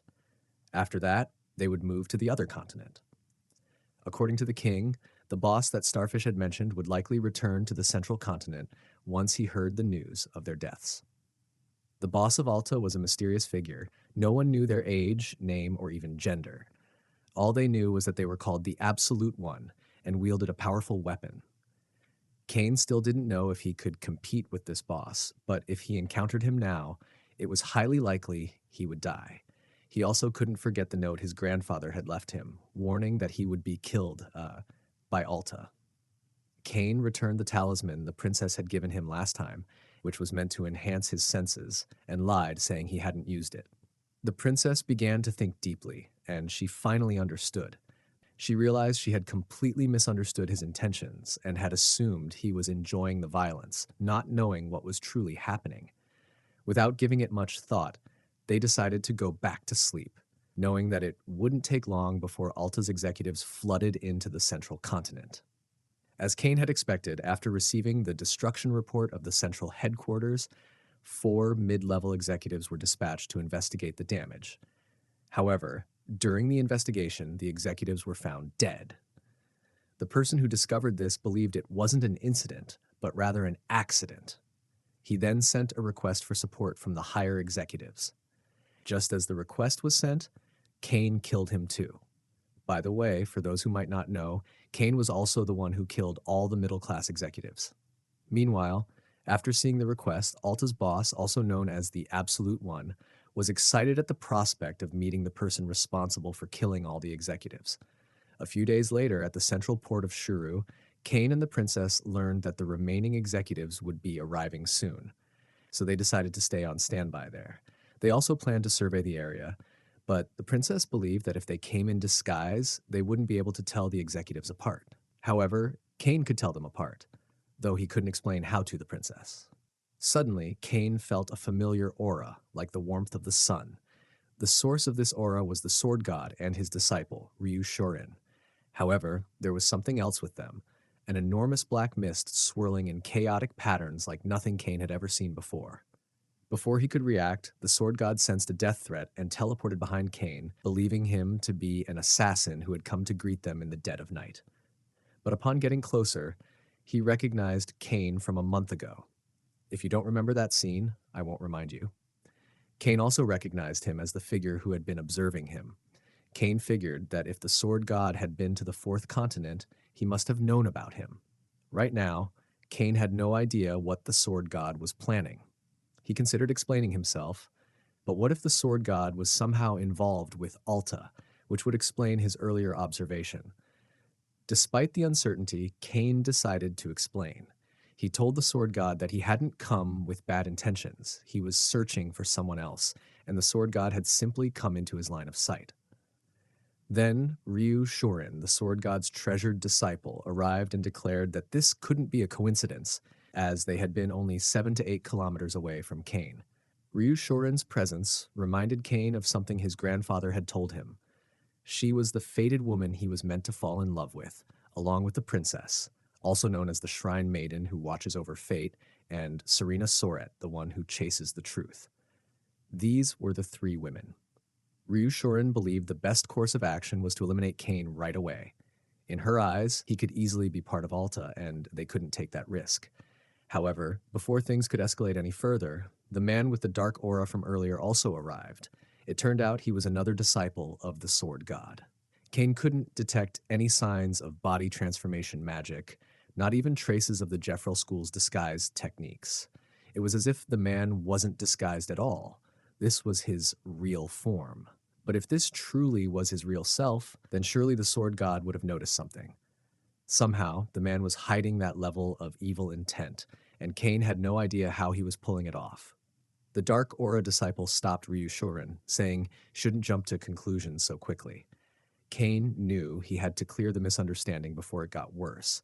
So, he revealed his emblem from the first continent, identifying himself as the grandson of Reinhard von Euclid and Prince of the Euclid Kingdom. The group was stunned. Kane didn't stop there. He even displayed the mimic his grandfather had given him as further proof. After all this, the sword god was finally convinced. He believed there was no way someone like the grandson of Reinhardt could be an assassin. The man with the dark aura apologized for their rudeness and said he would be honored to become Kane's acquaintance. But before he could even finish his sentence, Kane, without the slightest hesitation, beheaded him. Ryu Shorin, filled with rage after witnessing the beheading, charged at Kane, but she was no match for him. Kane tried to explain that the man he had just killed wasn't her senior. It was actually the boss of Alta, the one known as the Absolute One. Sword God stepped in, stopping Ryu and declaring that if Kane were to be executed, it would be by his hand, not hers. Even so, she wouldn't back down. Once things calmed down a bit, the Sword God demanded proof. He asked Kane to present evidence that his disciple had truly been the boss of Alta, since there were no suspicious traces on Seiyun's corpse. But Kane admitted he had no evidence, nor a way to explain himself clearly. Hearing this, the Sword God's anger flared. In his eyes, Cain had taken a life based on mere suspicion, and it seemed to him that Reinhard had raised his grandson poorly. Without any further warning, the sword god launched an attack. Cain knew that if he didn't counter it, he would die on the spot. Just as the blade was about to strike, Cain's mana suddenly surged back to him. He managed to block the blow with his sword. The sword god jumped back, preparing to strike again, but before he could, his arm was severed. Everyone froze. The question on everyone's mind, who cut off the sword god's arm? It was Seiyan. Despite his head being gone, he was still standing, sword in hand. He looked straight at the sword god and declared that Cain's head belonged to him. The scene shifted to a flashback. Cain and his grandfather deep in discussion. For the first time, his grandfather told him about a powerful crime syndicate ruling over the central continent, known as Alta. As for Alta's mysterious boss, the Absolute One, no one had any real information, neither about his abilities nor his true intentions. Even Cain's grandfather admitted he knew nothing about him. He wasn't supposed to be a part of Cain's future at all, but Cain's actions had clearly altered the course of destiny, causing this chaos to erupt. That's why his grandfather warned him to stay cautious. The Absolute One might have powers Cain couldn't begin to understand. Back in the present, Cain felt thankful for the warning, though he never expected immortality to be one of those powers. Ryu Shorin initially assumed Seiyan was under some spell, but the sword god quickly corrected her, stating that the man wasn't even Seiyan to begin with. Then Seiyan spoke. He insisted he was Seiyan, the loyal disciple of the sword god. He even recalled personal memories from the past and finally revealed his true form. The body the sword god had known was nothing more than a crafted disguise, one he had prepared long ago for the moment he would kill his master. Without saying a word, the sword god launched into battle, using everything he had. His instincts were sharp, his strikes full of precision, but none of it was enough. To everyone's shock, the sword god was completely outmatched. Saiyan fought like someone on an entirely different level. Sword god felt a deep sense of sadness. Even with his instincts, he could sense the mysterious power before him, and now with one arm lost, he could no longer defeat his disciple. Realizing this, he told Cain and the others to escape with everything they had. He would buy them time. Cain and the others obeyed without hesitation. As they fled, Saiyan got momentarily distracted watching them, and Sword God seized the opportunity. He nearly struck Saiyan, but Saiyan managed to fall back in time. Still, after a brief exchange, Sword God was able to drive his blade through Saiyan's heart. Yet even that wasn't enough to kill him, not even a strike to the heart. He was truly immortal. Saiyan suddenly ascended into the air, declaring that he knew swordsmanship alone couldn't defeat the Sword God. But he had other tricks up his sleeve. While flying, he summoned a power reminiscent of Madara Uchiha's meteor. An enormous rock appeared in the sky and began plummeting toward the earth. Meanwhile, as Cain ran, he caught sight of the meteor. Something about it struck him as familiar. Back at the battlefield, the Sword God began reflecting on his life. 70 years ago, he too had been someone's disciple. Under his master's brutal training, he had nearly died countless times. But he learned one critical lesson: never let your guard down. From that day on, he vowed that if he ever took disciples of his own, he would take full responsibility for them, until the very end. Now he realized that losing his right arm was the cost of that carelessness. Trusting Saiyan had been his failure as a master, and now it was his duty to take responsibility by ending his disciple's life. With that resolve, the Sword God unleashed his ultimate weapon. This would be his final gift to Saiyan. When he swung, his sword cut through everything, the meteor and Saiyan himself. Watching from a distance, Ryu Shorin thought the Sword God had finally won, but Cain told her they were still leaving. That man wasn't dead yet, and the Sword God knew it too. Saiyan's presence suddenly vanished, which meant he might be hiding nearby. In the next moment, he appeared behind the Sword God and launched an attack, this time using fire. The Sword God attempted to counter, but something felt off. He couldn't sense the usual sensation of cutting through mana. His blade failed to pierce the flames, and in the end, he was struck by the fire. The damage was severe. The Sword God now stood on the thin line between life and death, though he was still breathing. Saiyan decided to end it quickly, aiming to finish him off. But before he could deliver the final blow, a sword pierced his torso. Who struck him? It was Ryu Shorin, alongside the princess. The two had been hiding their presence using a formation that Seiyan hadn't noticed. However, under pressure, their formation talisman was burned. In truth, they had never actually run away. It had been Kane's idea all along. He believed that if there was even the slightest chance to save the Sword God and defeat the Absolute One, this was it. While Seiyan spoke to the princess and Ryushurin, distracted by their sudden appearance, he failed to notice what Kane was doing behind him. Kane was using the elixir of life on the Sword God.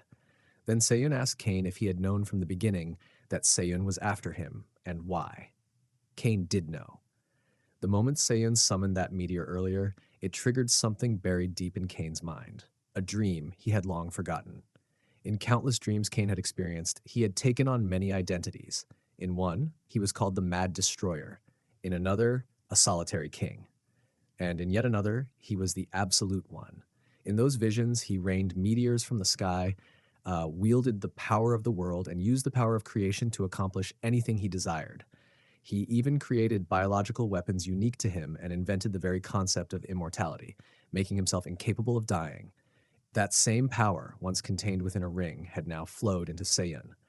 Yet even now, the Absolute One's power still yearned for Kane, as though it sought to return to its original master. To Seiyan, this was infuriating. The fact that Kane could steal power from him just by being nearby was unacceptable. Enraged, Seiyan declared that before Kane could take any more, he would kill him. He invoked his magic, quintuple origin creation magic, creation of life. Shadowy wolf-like creatures materialized and lunged at Kane. Kane tried to cut them down, but it was no use. These beings didn't want to live, they were built to die. Even if he struck them down, they wouldn't truly perish. Seiyan had granted them the concepts of immortality and division. Every time they were injured or killed, they split into more. While Seiyan explained this ability as division, the behavior looked like multiplication. Regardless, Kane now faced an endless swarm. Returning to the battle, Kane realized that trying to kill the wolves would only cause them to multiply. With no other choice, he focused on holding them back. He turned to the princess and asked if she could use a sealing formation to trap the creatures. Unfortunately, Seiyan's earlier magic had burned all her talismans. Still, the princess said she could manage it if she had a little more time. Kane nodded and told them to focus on escaping. He would buy them the time they needed. For now, his only goal was to stall the creatures and prevent their numbers from growing any further. As one of the shadowy wolves sank its teeth into him, Kane sensed the four forces that had been used in their creation: Adi, Koro, Beijane, and Sora. Drawing on his own magic, Kane managed to destroy the internal structure of the creature's runes, because those forces were originally his. Seiyan, however, wasn't surprised. He already knew about Kane's mana issue. Though Kane had managed to destroy one of the wolves, Seiyan was aware that Kane's destruction magic could only be used a few more times. Meanwhile, Kane believed that if he could just hold out long enough for the Sword God to recover, there might still be a chance to win. However, Seiyan revealed that it was hopeless. The magic he had used was a form of concept creation, one that embodied death itself. In that state, the Sword God would be trapped in a constant cycle of regeneration and decay, and once his life force was drained, he would truly die. As Kane ran out of options, Ryushurin intervened. The sealing preparations had been completed. After a brief struggle, they finally succeeded in sealing away the creatures. With that threat contained, Kane rushed toward the Sword God, aiming to extract the deadly magic that Seiyan had implanted in him. Seiyan, unwilling to allow this, moved to stop him. Ryushurin attempted to hold Seiyan back, but was pushed aside. Seiyan then managed to stab Kane with a sword. Instead, he began absorbing Seiyan's power. At that moment, Seiyan's backstory unfolded. 15 years earlier, on the day he suddenly inherited the Absolute One's power, he had instantly come to know about its original owner, Kane. He also realized that if Kane remained alive, the power would inevitably return to him. To stop this, Seiyan decided that Kane must be eliminated. He stabilized Alta and established an expansive information network across all continents in pursuit of him. He dedicated over a decade to this mission. Yet despite everything, he had been born incapable of defeating Kane. Coming back to the present, Seiyan decided to escape before all the powers returned to Kane. He used quadruple origin creation magic, subspace travel, to quickly flee the area. But suddenly, he found himself sliced clean in half. It was the Sword God who struck him down. Back in the day, the sword god had come to understand that within the boundary between life and death, no real boundary existed. And if there were no true limits, then naturally his sword could cut through anything. That realization allowed him to cut through Seiyan even now, despite Seiyan having shifted into another space. In a panic, Seiyan tried to flee again, knowing that if he stayed, he would surely die. What he failed to realize was that it was already too late.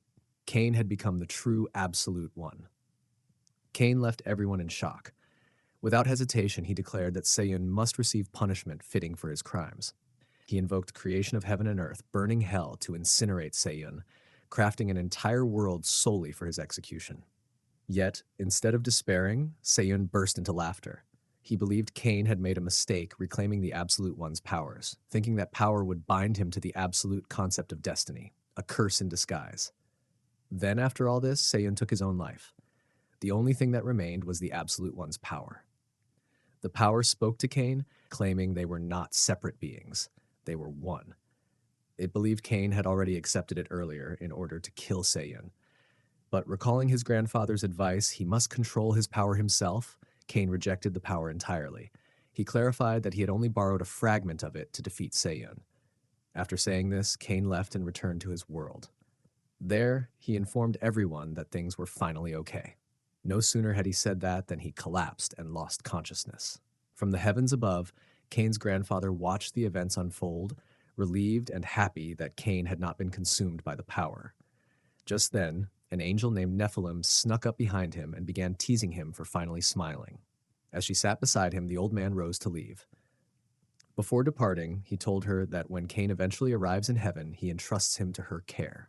Nephilim accepted the responsibility, promising to fulfill her role as Cain's guide faithfully. In the next scene, Cain regains consciousness and realizes that he had fainted during that moment. As Cain woke up, the mimic on the desk beside him suddenly began to shake. He then noticed a letter next to it, a message from his grandfather. The letter stated that if Cain was reading it, he had successfully dealt with the Absolute One. His grandfather mentioned he had something important to share, but instead of writing it directly, he instructed Cain to have the mimic retrieve an item labeled TK331, within which he had left the words he wanted to pass on. Before Cain could retrieve the item, Ryu Shorin suddenly burst into the room, asking if he was okay. After all, he'd been asleep for nearly 3 days straight. The sword god entered right after, along with the princess. All of them had come because they were worried about him. Without hesitation, the sword god spoke up, saying he wanted to ask something directly without beating around the bush. He said he had seen Cain transform into something resembling the Absolute One. Not just in form, but even the power he used felt identical. The sword god wanted to know what Cain's true connection was to the Absolute One. Cain didn't want to reveal the full truth, so he told them it was merely a side effect of absorbing the Absolute One's mana. His answer shocked everyone. After all, the idea that someone could absorb the Absolute One's mana was unthinkable. Cain explained that this ability was a fundamental part of his power, but he couldn't go into detail. The only thing he could assure them was that the Absolute One was gone and his power had vanished. There was no longer anything to fear. Out of respect for Cain's privacy, no one pressed him further. They accepted that he had his own secrets and chose not to pry. The sword god then explained to Cain that they had taken care of the remaining Alta forces, effectively eradicating Alta. The spies hidden across the continent had scattered, and the second continent was now safe. They had managed all of this while Cain was asleep. Cain felt grateful for their efforts, but the sword god insisted that he should be the one thanking Cain for exposing Seiyan and saving him. Otherwise, everything would have gone wrong. Afterward, they all left, urging Cain to rest. However, once they were gone, Cain decided to retrieve TK331, the item his grandfather had told him to find. Once the retrieval process was complete, Cain discovered that TK331 wasn't an object, but a virtual space. As soon as he entered, the system began replaying a recorded video from the previous user, his grandfather. In the video, Cain's grandfather was seen fighting him in alternate worlds. Despite his best efforts, he couldn't prevent Cain from awakening as the Absolute One. Because Cain was his blood, his grandfather believed that young Cain was innocent, and so he fought the older version of him across different worlds. But despite his resolve, he failed. Most of the time, he even succeeded in killing young Cain. Yet, Another version of Cain would always appear, and no matter how many times the young Cain was slain, the destruction continued. Desperate, his grandfather decided to try different methods. His journey led him to search for the truth of this world, eventually uncovering three fates deeply connected to Cain. These three women were destined to be the ones Cain would fall in love with. Do I really need to name them all? Fine, I won't. Ryu Shorin, known as the Fate that reverses martial arts, the princess, whose name Cain didn't know but was also called the priestess who sees destiny, and lastly, Serena Soret, known as the light who chases after the truth. These were the only three who could stop Cain. In the end, his grandfather cultivated the three fates and succeeded in killing Cain. However, only a handful of people survived. After undergoing 9 cycles, he finally understood something crucial. No matter what methods he used, Cain would always rise again with even greater powers, as if it were a predetermined destiny. Whether he struggled desperately or merely observed, the world always ended the same way, at the same time, on the same day. Not a shred of hope remained. He believed all his efforts had been in vain, and after experiencing the 100th world, he had gathered countless knowledge and experience. Finally, he arrived at a decision. The only option left was to kill young Cain. This was the best course of action, and he shouldn't hesitate. He knew all too well that if he didn't act, the disaster would soon follow. But in the end, he couldn't bring himself to do it. At that moment, young Cain was just an innocent, smiling infant. It was then that he made a new decision. Instead of killing Cain, he would shape him into an unshakable man. If his fate couldn't be avoided, then he would ensure Cain became strong enough that no destiny could interfere with him. The videos Cain was watching were not just fragmented moments. They were recordings of his grandfather's 9 past lives in different worlds. And what he had been experiencing in his dream wasn't a possible future, but the true reality of his own existence. Even after knowing everything, Cain's grandfather still chose to let him live. The system then informed Cain that the previous user, his grandfather, had left a message for him. In the message, his grandfather apologized for always claiming that he had the power to see destiny. The truth, however, was that his grandfather had lived through 9 different futures himself. He explained that he had kept this a secret until it was certain that Cain wouldn't be consumed by destiny. Now, he felt it was time to entrust everything to Cain. His grandfather then told Cain that, based on his experiences, the world's destruction was already set by fate. Even if Cain managed to escape this evil destiny, someone else would inevitably take his place and bring chaos. Therefore, Cain had to grow stronger, strong enough to defeat the second Absolute One, who would inevitably appear. Once the message ended, the system automatically closed the virtual space. The next morning, Cain met up with the princess and Ryu Shurin, who were having tea at the table. Cain noticed that the sword god was missing, so Ryu Shurin explained that he had something to check on. At that moment, the sword god returned, explaining that the communication block seemed to have been lifted because he had just received a message from his disciple on the 4th continent. The princess thought that since the communication blocks had been lifted, she could finally contact her father on the 2nd continent. However, the sword god explained that while it was possible, speaking to her father would be difficult.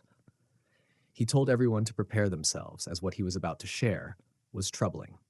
He revealed that, according to his disciple, the capital of the 2nd continent, Sorakasia, and the Bistran royal family had both fallen. Currently, Sorakasia was completely sealed by magic, and even communication with the Heavenly Emperor, who had traveled to the 2nd continent, had been cut off. Beyond that, no further information was known. For the Heavenly Emperor to personally head to the 2nd continent, it must have been something grave.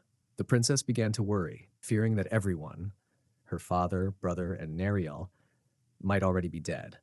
But Cain reassured her, telling her to calm down because the Beast King wouldn't fall so easily. He was a strong king. They all agreed it would be wise to head to the 2nd continent immediately. The sword god also decided to join them, though he added that he had something to resolve with the sword sect first. However, he didn't feel the need to rush, especially since the Absolute One was already dead. Without wasting any more time, they set out for the 2nd continent. In the next scene, they were aboard the airship, already on their way.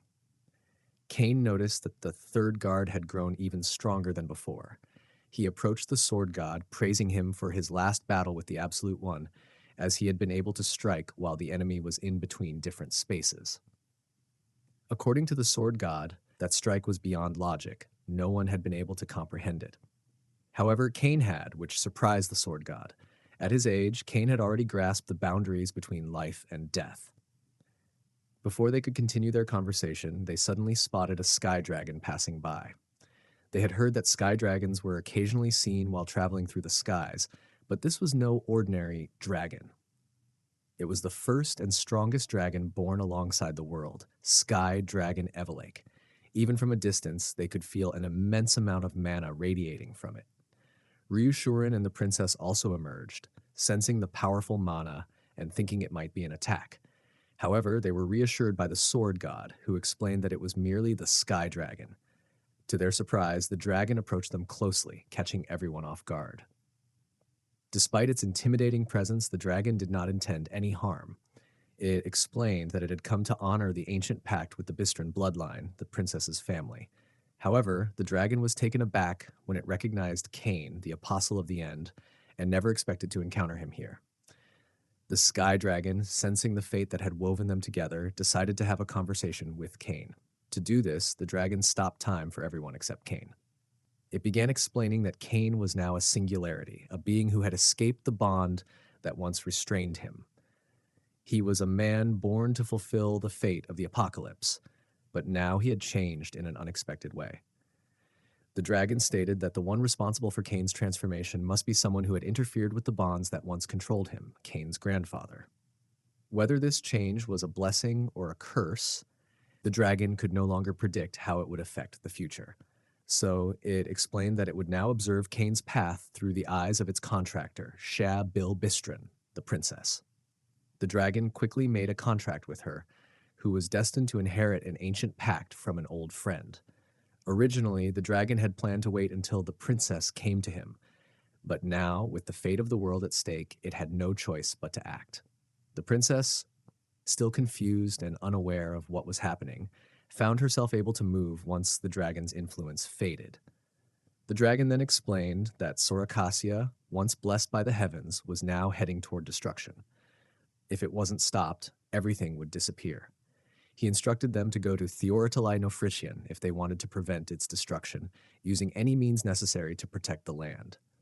Once the dragon finished speaking, he decided to leave, and with a single pinch, everything started to glow. Cain suddenly found himself in a room with Ryushurin. The sky dragon had teleported them there, and they now had a new mission ahead. Ryushurin was confused, not understanding how she ended up in the room with Cain. She didn't believe him when he said he had spoken to the sky dragon, as, from her knowledge, dragons were transcendent beings who never intervened in the human world. Before they could discuss it further, they suddenly heard footsteps coming from outside the room. Cain, quick to act, suggested they should leave and talk about it later. They hurried out of the room, and as they stepped into the street, the two individuals from outside entered the room to check, but found it empty. Now outside, Cain and Ryushurin found themselves on an unfamiliar street. They still had no clue where the others, like the princess and the sword god, had gone. However, their primary concern was figuring out where they were. Cain guessed they were on the second continent, but he had no idea where specifically. Ryushurin confirmed that this wasn't Sorakasia, as they had been told that it had been sealed off. Yet, this place seemed perfectly fine, raising more questions than answers.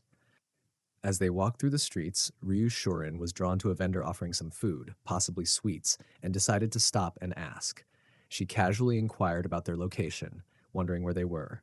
To her surprise, the vendor confirmed they were in Sorakasia. Cain, after spotting a flag of Bistron Castle, also confirmed the vendor's words. But something felt off. Sorakasia was supposed to be isolated due to a mana anomaly, yet everything around them looked perfectly normal. The vendor, hearing their conversation, dismissed them, thinking these strange kids were spreading odd rumors. However, Cain and Ryushurin decided to investigate further. Ryushurin initially thought it could be just a false rumor, but then recalled the critical fact. The information came directly from the Heavenly Emperor, and more importantly, they had been sent here by the Sky Dragon. This made something seem clearly wrong. Ryu Shuren also considered the possibility that a barrier had been set up, one that could affect the minds of those inside and make them unaware of the abnormal situation. She theorized that if 500 to 1600 trained mid-level onmyoji collaborated, they could cast such a technique. While onmyoji were rare, this scenario, though unlikely, was still theoretically possible. But even she had to admit that the chances of such a large group of onmyoji working together were slim. Something definitely felt off, and they needed to dig deeper into the mystery. They decide to head outside the capital for further investigation. As they approach a guarded gate, they are abruptly stopped by the guards, who declare the area off limits. Kane explains they are looking for a way out of the capital. A guard finds this ridiculous, stating dismissively that there's nothing out there. The guard emphatically clarifies their statement, declaring, "The world is Sorakasia, and Sorakasia is the world itself." Actually, they are in the spell, and Sorakasia is actually sealed by the magic which made them believe that Sorakasia is the world, and outside of it was nothing. Having been turned away from the city gate, Kane and Ryu Shuren still decided to investigate the outside of the Sorakasia. Kane confirms the presence of an invisible barrier surrounding the area, but admits ignorance about its specifics. They decide their priority should be to find the priestess and the sword god, believing the priestess, as a senior exorcist, would understand barriers. Agreeing, they return to town to inquire. When asking about the priestess, mentioning Shea, a local resident, clarifies they must mean Princess Shea Vir Vistrin, before shockingly revealing the princess died 10 years prior. They both react with disbelief, prompting the resident to suggest they might have encountered a recently arrested fake princess, about whom they eagerly request more information. The town resident elaborates that the fake princess broke into the castle and was subsequently arrested and imprisoned by the Beast King. Hearing this, Kane internally concludes that the Beastman's memories, including the king's, have been manipulated, and this fake princess must be the priestess they are looking for. They thank the resident and depart, stating their intention to investigate the situation further. Near a wall, Ryu Shuren asks Kane if he plans to rescue Shea from the castle prison and questions the feasibility. Kane dismisses the concern, revealing knowledge of a secret passage. They locate a hidden mechanism on the wall. Then he pulls out the mimic and retrieves Trecupus Revelation from it, which generates a key. Using the key, he opens a hidden doorway in the wall. Entering a luminous tunnel, Ryu Shuren questions the key and passage. Kane explains the key is from a divine, space-connecting object, and the passage was created during a castle invasion 10 years prior, surprising Ryu Shuren, but the one who made this tunnel to run away after stealing some stuff. Kane explains the secret passage leads to the Vistren Castle's underground warehouse near the prison. Upon exiting the passage into the warehouse, they are confronted by the Beast King, Leo Van Vistren, who suspects they used the fake princess as a distraction to enter the castle. Recognizing the king, Kane notes his disadvantage without mana and attempts to de-escalate, raising his hands and stating they don't want to fight.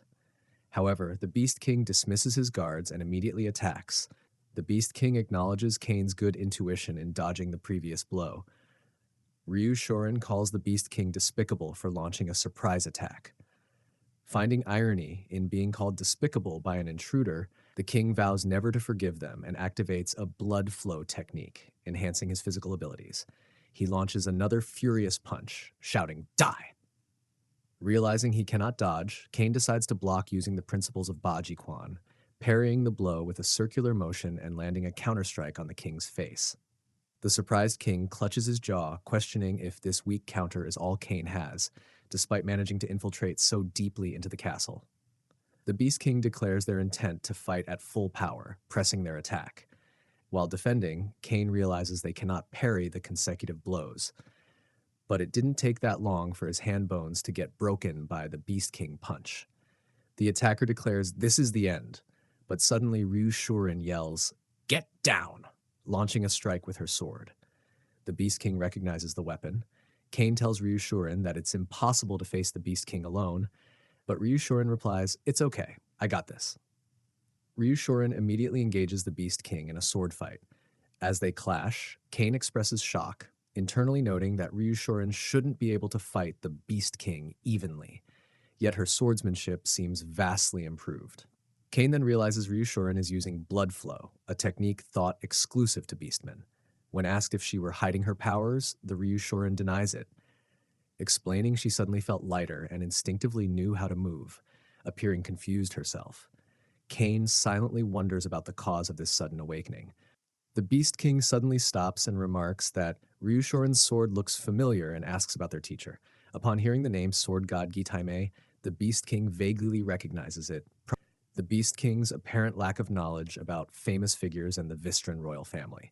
The Beast King asks for clarification, and specifically that the sword resembles the legendary lost Vistran royal sword, angrily demanding how an outsider acquired it while emitting intense pressure. As the Ryushorin and Kane feel this pressure, a new figure arrives rapidly in a blue aura, expressing surprise that the others were already there. And it was our old man, the Sword God, immediately sensing a powerful pressure emanating from the Sword God, the Beast King, and asks about his intentions and identity.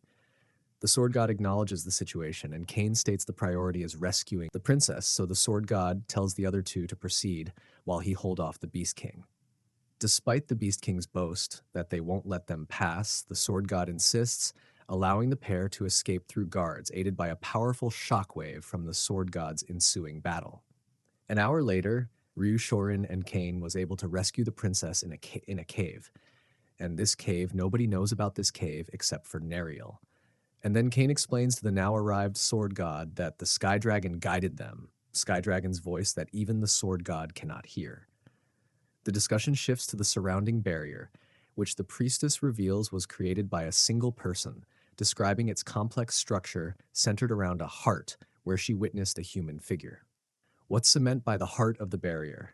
She explains that the entire formation follows yin, yang, and 5 elements, and the center of all that is known as the heart of the barrier. She noticed that right away, since there's mana annihilation. The Sword God expresses concern about a single exorcist maintaining such a barrier. When Ryushorin asked if exorcists are a strong, he replies that they are just a pain to fight because they usually use every trick in the book to run away every time, and what's worse is they will have to be inside the barrier to find them. Anti-charging from the scale of the barrier, they should have about 4,000 different places they can make the heart, and if they are strong, the numbers can be increased about 10,000 different places for them. As they ponder this, out of nowhere, Neriel suddenly appears, recognizing the priestess as the princess after 10 years. Neriel reaffirms her belief in the princess despite past hardships and the king's disbelief. As she arrives, she also starts bringing up some memories from Princess childhood that she doesn't want anyone to hear about. Neriel states that the best king just went a little mad from the sorrow of the princess, and he even held a grudge against Neriel. Ever since the day he lost Princess 10 years ago, nobody knew why Neriel was trusting and recognized the princess, but their strong bond is noted as likely enabling Neriel to resist a spell. Seeing their friends Ryushorin also wanted a friend like that, but she forgot that she has Sword God. Kane also reassures her that she will also find those kinds of friends herself. Suddenly, Neriel coughs blood and collapses. The princess tries to use her healing magic, however the Sword God warns against healing her due to corrupted internal mana. Kane suddenly noticed something pulls back the princess who was near Neriel. Neriel, who was now covered in black aura, wielding a sword that Kane recognized.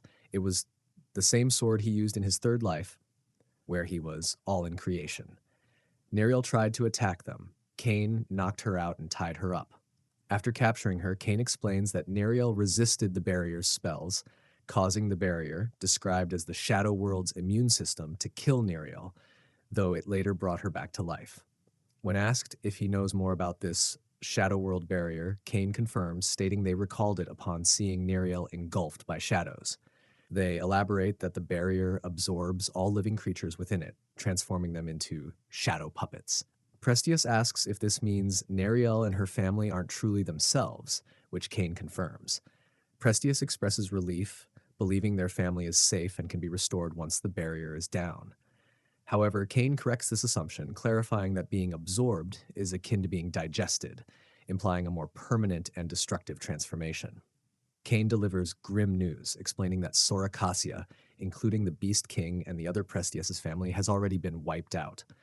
They state that everyone who lived there was absorbed and used to create the current world within the barrier. Hearing this, the Prestius reacts in horrified disbelief before fainting. Later, with Shea resting, Ryu Shuren asks Kane about his plan. Kane declares his intention to kill the caster and dispel the barrier before daybreak, leading the companion to question if they know the caster's location. Kane explains the complex ritual components of the Shadow World and deduces that its heart should be located in the Beast King's room on the palace's top floor. Meanwhile, elsewhere, a silhouetted figure sits on a throne, observing a small, luminous projection of Kane. He addresses the projection, stating Kane has long hidden from him, but now, thanks to a final message from the Absolute One, before dying, he knows how to seal Kane away forever in the Shadow World nightmare. Gathering power in his hand, he declares his intention to escape his fate and live as he pleases, as the true king of all of creation. The master of all in creation resides in the Beast King's private room on the 8th floor, protected by shadow puppets. The Beast King is identified as the most dangerous opponent among them. The plan is to attack quickly, before the master can react, summon all puppets, and empower the Beast King. The best opportunity will be tomorrow during a kingdom-wide prayer for the first-generation Beast King, as the current Beast King and other important figures will be absent from the castle. So tomorrow they attacks. Guards react, shouting about the intrusion and attempting to stop the attackers. The sword god swiftly cuts down multiple guards and instructs their companions to proceed upwards to find the caster on the top floor while he handles the current engagement. Everyone acknowledges the order. The scene shifts to yesterday during a conversation between them planning their next move.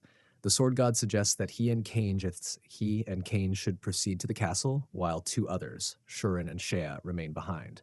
Shea objects, insisting on going too, though appearing slightly unsteady. The sword god warns Shea against letting emotions compromise the mission, questioning if Shea is truly all right.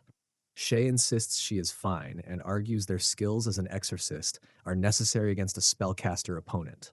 The sword god concedes, deciding Shea will follow Kane, while Shuren will focus on protecting Shea. An agreement is reached, but Kane adds a condition. If Shea loses control, Kane will have to stop her. As the group advances, dark shadows erupt, identified by Kane as an illusion barrier trap designed to send intruders into the void. Kane notes that once activated, it's unstoppable by normal means, and calls out to the priestess, instructing her to use the 8 lights array. The priestess, initially surprised, complies, unleashing a bright energy that counteracts the shadows. The priestess observes the shadows receding and explains the 8 lights array absorbs mana, understanding now why its use was suggested. The priestess states this is preferable to being consumed instead of consuming all of them. However, Kane realized the master likely anticipated the priestess could counter this barrier and question the trap's purpose.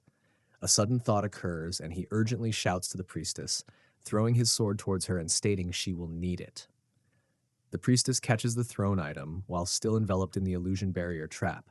The illusion barrier trap consumed her, taking her into the deep void, as she disappears in front of Kane and Ryu Shuren. Shuren asks Kane if Shea sacrificed herself for them.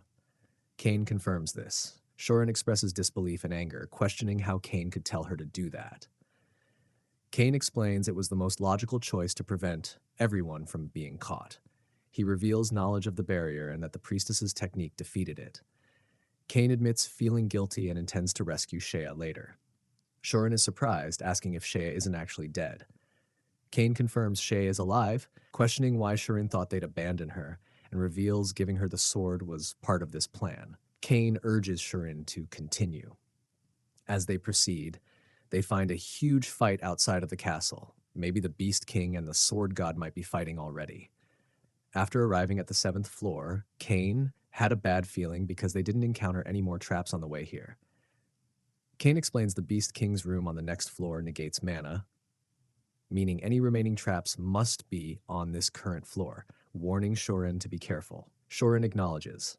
A voice suddenly welcomes them, calling them villains who are attempting assassination, and a new figure appears before them, causing them to react with surprise. The figure states they cannot let them pass. Shuren identifies her as Tente-sama. Kane internally recognizes Tente as the immensely powerful shield of the imperial family, equal level even to the sword god. Tente asks if they know her. Shuren realizes she doesn't remember her, and Kane deduces she is the master's strongest pawn, explaining the lack of Beast King intervention and perhaps being connected to the barrier. As Shuren attempts to speak to Tente, Tente attacks. Shuren blocks the attack. Observing reasoning is impossible. Shuren tells Kane to proceed to the 8th floor while she engaged Tente. Kane questions if Shuren can handle Tente alone. Shuren admits it may be impossible, but declares they can win, preparing to fight using Heaven Style, a technique Tente recognizes. Kane observes, recognizing the style from Shuren in a past life and noting Shuren has awakened past abilities, possibly linked to Kane's own past identity. Shuren urges Kane to go while holding Tente off. Kane complies, running past the duel towards a large doorway. As Kane reaches the entrance, a voice from within comments on Kane ignoring Tente and coming directly. Kane enters a grand sanctuary. The voice welcomes Kane von Euclid, the former master of all in creation. The current master greets Kane, explaining the chamber is protected by a trauma, a barrier powered by creation that negates mana use, making it unbreakable by Kane and preventing Kane from absorbing the current master's power. Kane acknowledges the situation. The current master suggests a chat, noting Kane's early arrival, and proposes they talk over a game of chess, manifesting a board between them. Kane expresses a dislike for chess, but is reminded by the current master of all in creation about who holds the advantage in their current situation, implying agreement is wise if answers are sought. The current master concedes, asking what Kane wants to discuss while making the opening chess move, pawn to e4. As the game begins, Kane notes the board seems to respond to spoken commands, then moves pawn to e5. Kane asks why the current master chose a trauma for a barrier, instead of using all of creation for potentially greater effect. The first explains a trauma was chosen specifically because other barriers are opaque, and they wanted to witness Kane's anguish upon losing. Kane asks if that's the only reason, moving knight to f6. The current master captures a pawn with their knight. Knight takes e5, stating the current barrier is sufficient, and that they learned everything about Kane from the Absolute One. Kane acknowledges this, explains the current master's knowledge, and asks if this is also why the priestess was used to lure them to the second continent. The current master explains the nature of the shadow world barrier, existing separately, not using the caster's mana, and being maintainable indefinitely. Kane moves knight to c6 and asks if the first goal is simply to trap him here. The current master confirms that his goal is trapping Kane here to become the master of all in creation. Kane asks why not just kill him. However, the current master prefers not to repeat the Absolute One's mistake and sees trapping as the most certain path to victory, moving pawn to d3. Kane asks if he is scared. When pressed further about playing chess if scared, Kane slams a hand down, questioning what happens if his backup arrives while they waste time. The current master dismisses the potential arrival of others as inconsequential. But he was forgetting someone, the one deemed most dangerous and sent far away, Shea Vir Vistren. The current master dismisses this, believing Shea couldn't escape the illusion barrier alone. Kane counters, moving bishop to g4 and implying Shea wasn't alone before declaring checkmate. The current master was shocked. Kane mocks him for wanting to win even a board game and offers a rematch, even suggesting playing without a queen to make it easier for the current master. The scene abruptly shifts. Shea is waking up. Another figure leans over, asking why Shea is crying and if they had a nightmare. Shea sits up, seeing figures resembling family, mommy, daddy, brother, Neriel, and realizes they are seemingly alive. Shea hugs her mommy, believing the past tragedies were just a dream. However, memories of destruction and death flash through Shea's mind. Shea's father suggests tea, but Shea notices a familiar sword, Misteltein, on the ground. A flashback shows Kane giving Shea the sword. Shea realizes the sword's presence means the perceived reality right now is the illusion. Despite wanting to stay, Shea resolves to return to reality, grips the sword, bids the illusions goodbye, and the illusion world shatters. The scene returns to the chess game. The current master declares checkmate, stating Kane's arrogance in sacrificing the queen led to their downfall. Kane congratulates him, but claims they would have won even with the queen, asserting that as long as the queen remains a factor, Kane would win. The current master dismisses this as an excuse. Kane counters that while the chess queen is gone, reality differs, and his queen will return. Suddenly, the surrounding space cracks with green energy, and Shay appears declaring, "I'm back." The current master is stunned, asking how Shay escaped. Shay stands beside Kane, identifies herself as the princess and heir of the second continent, addresses the current master as the presumed master of all in creation, and states her intent to kill him. The current master reacts with disbelief as Shay breaks the Atroma barrier. The current master laughs bitterly, acknowledging defeat like the absolute one before them. Kane asks the first why he chose to fight them. The current master repeats the earlier reason. Seeing the absolute one's memories convinced them of victory. But Kane rejects this. Kane calls him a coward, suggesting the choice of a trauma and the preference for trapping over fighting stemmed from a lack of other powers, despite awakening as master of all in creation. Pressed for the truth, the current master hesitantly reveals learning from the Absolute One's memories that unless they kill Kane quickly to prove their worth, that man will erase his existence. The current master learned of that man not from memories, but from the all in creation power itself, which grants glimpses of the future. Thus, fighting Cain von Euclid, Apostle of the End, became a matter of survival for him. The current master tells Cain that that man is Cain's archenemy, whom Cain is fated never to defeat. Cain steps forward, rejecting this fate. As Shay expresses concern, Cain clutches their head as the current master disappears into thin air. I mean, the current master dies. Suddenly, asserting his supreme authority, Cain declares that none shall stand above him, as it is his right to rule all worlds, unleashing a potent surge of energy while stating he is all in creation outside after witnessing the power flowing.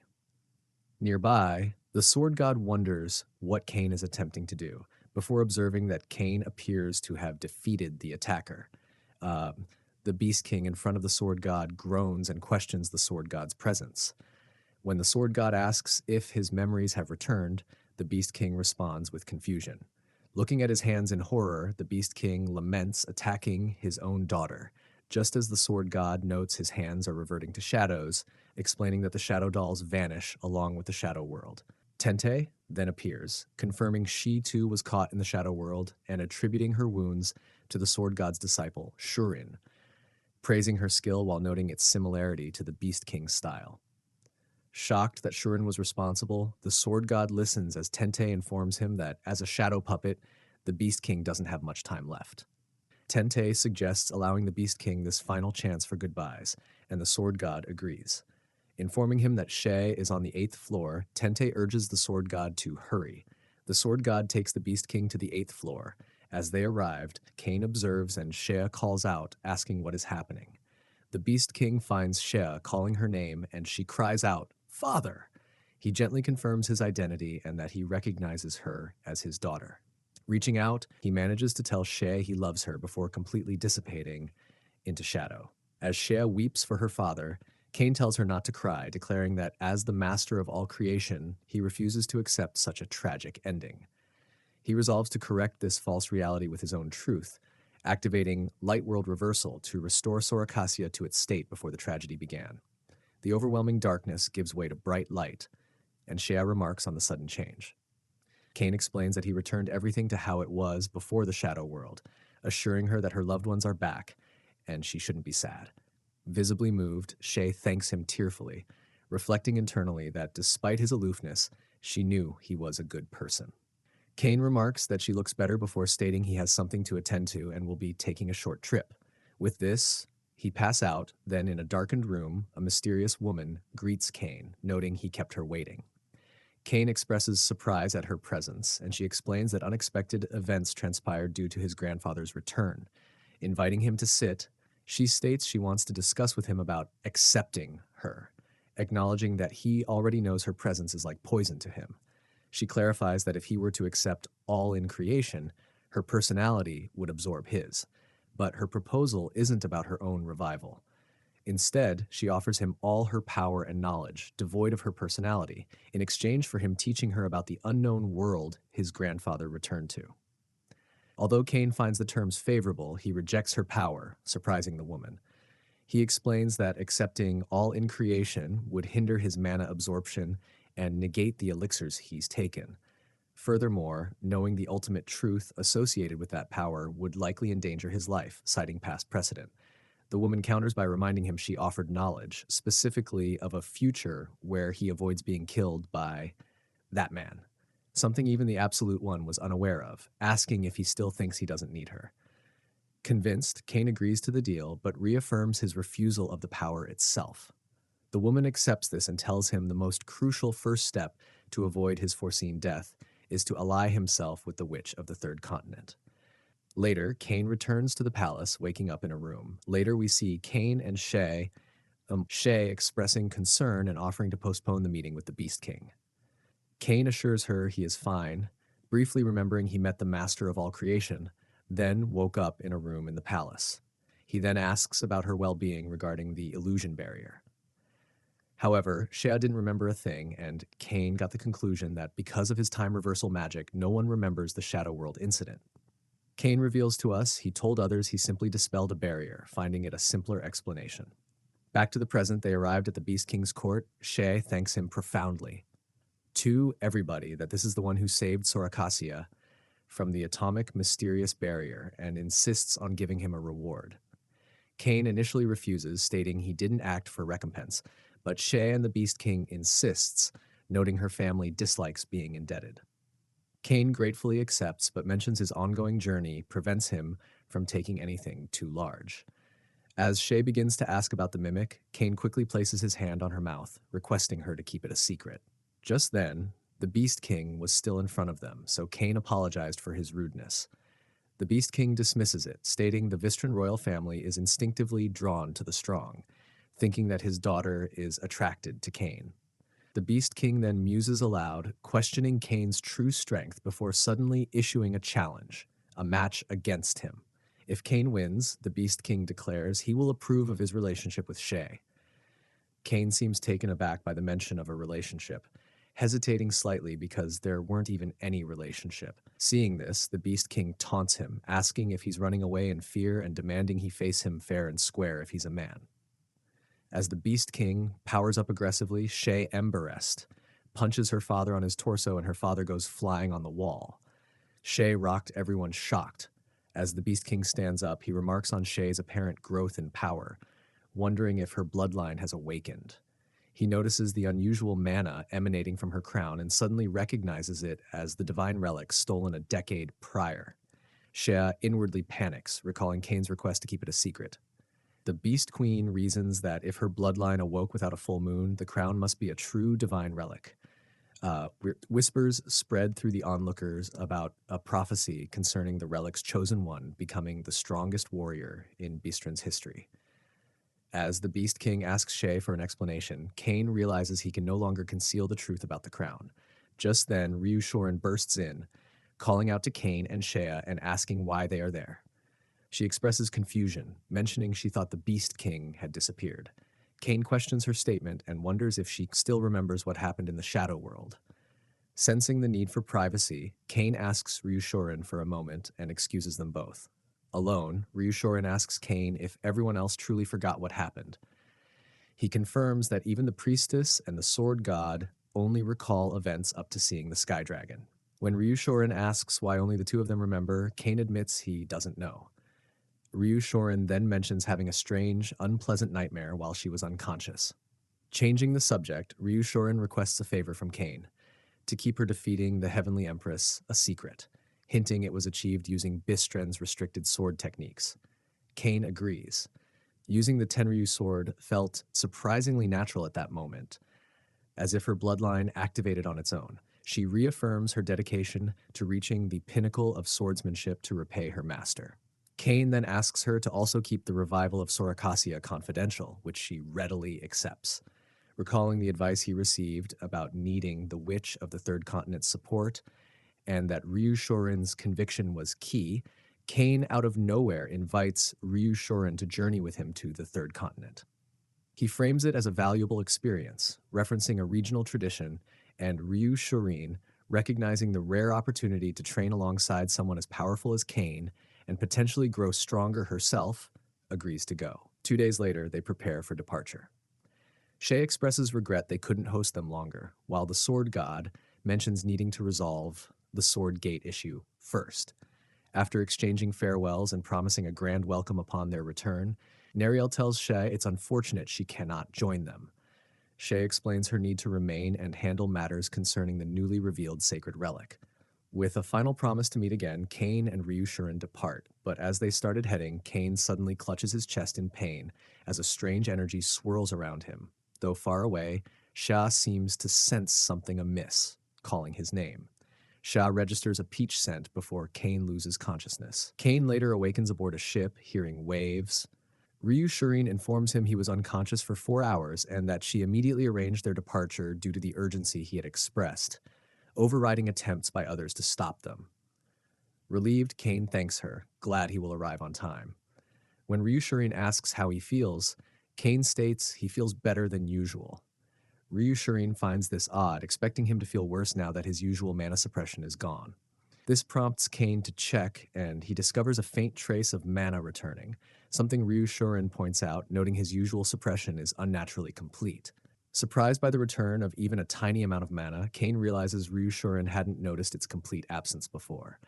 He inwardly speculates if this is related to digesting elixirs and resolves to investigate later. Then, their journey is then interrupted as a massive eye appears beneath the waves, followed by tentacles striking the ship. A crewmate shouts in alarm, and Ryushurin identifies it as a sea beast attack. As Kane moves to investigate, Ryushurin stops him, simply directing his attention outside. This might be the Kane's end because he is exactly at the very place which his grandfather a long time ago told him not to go at all cost.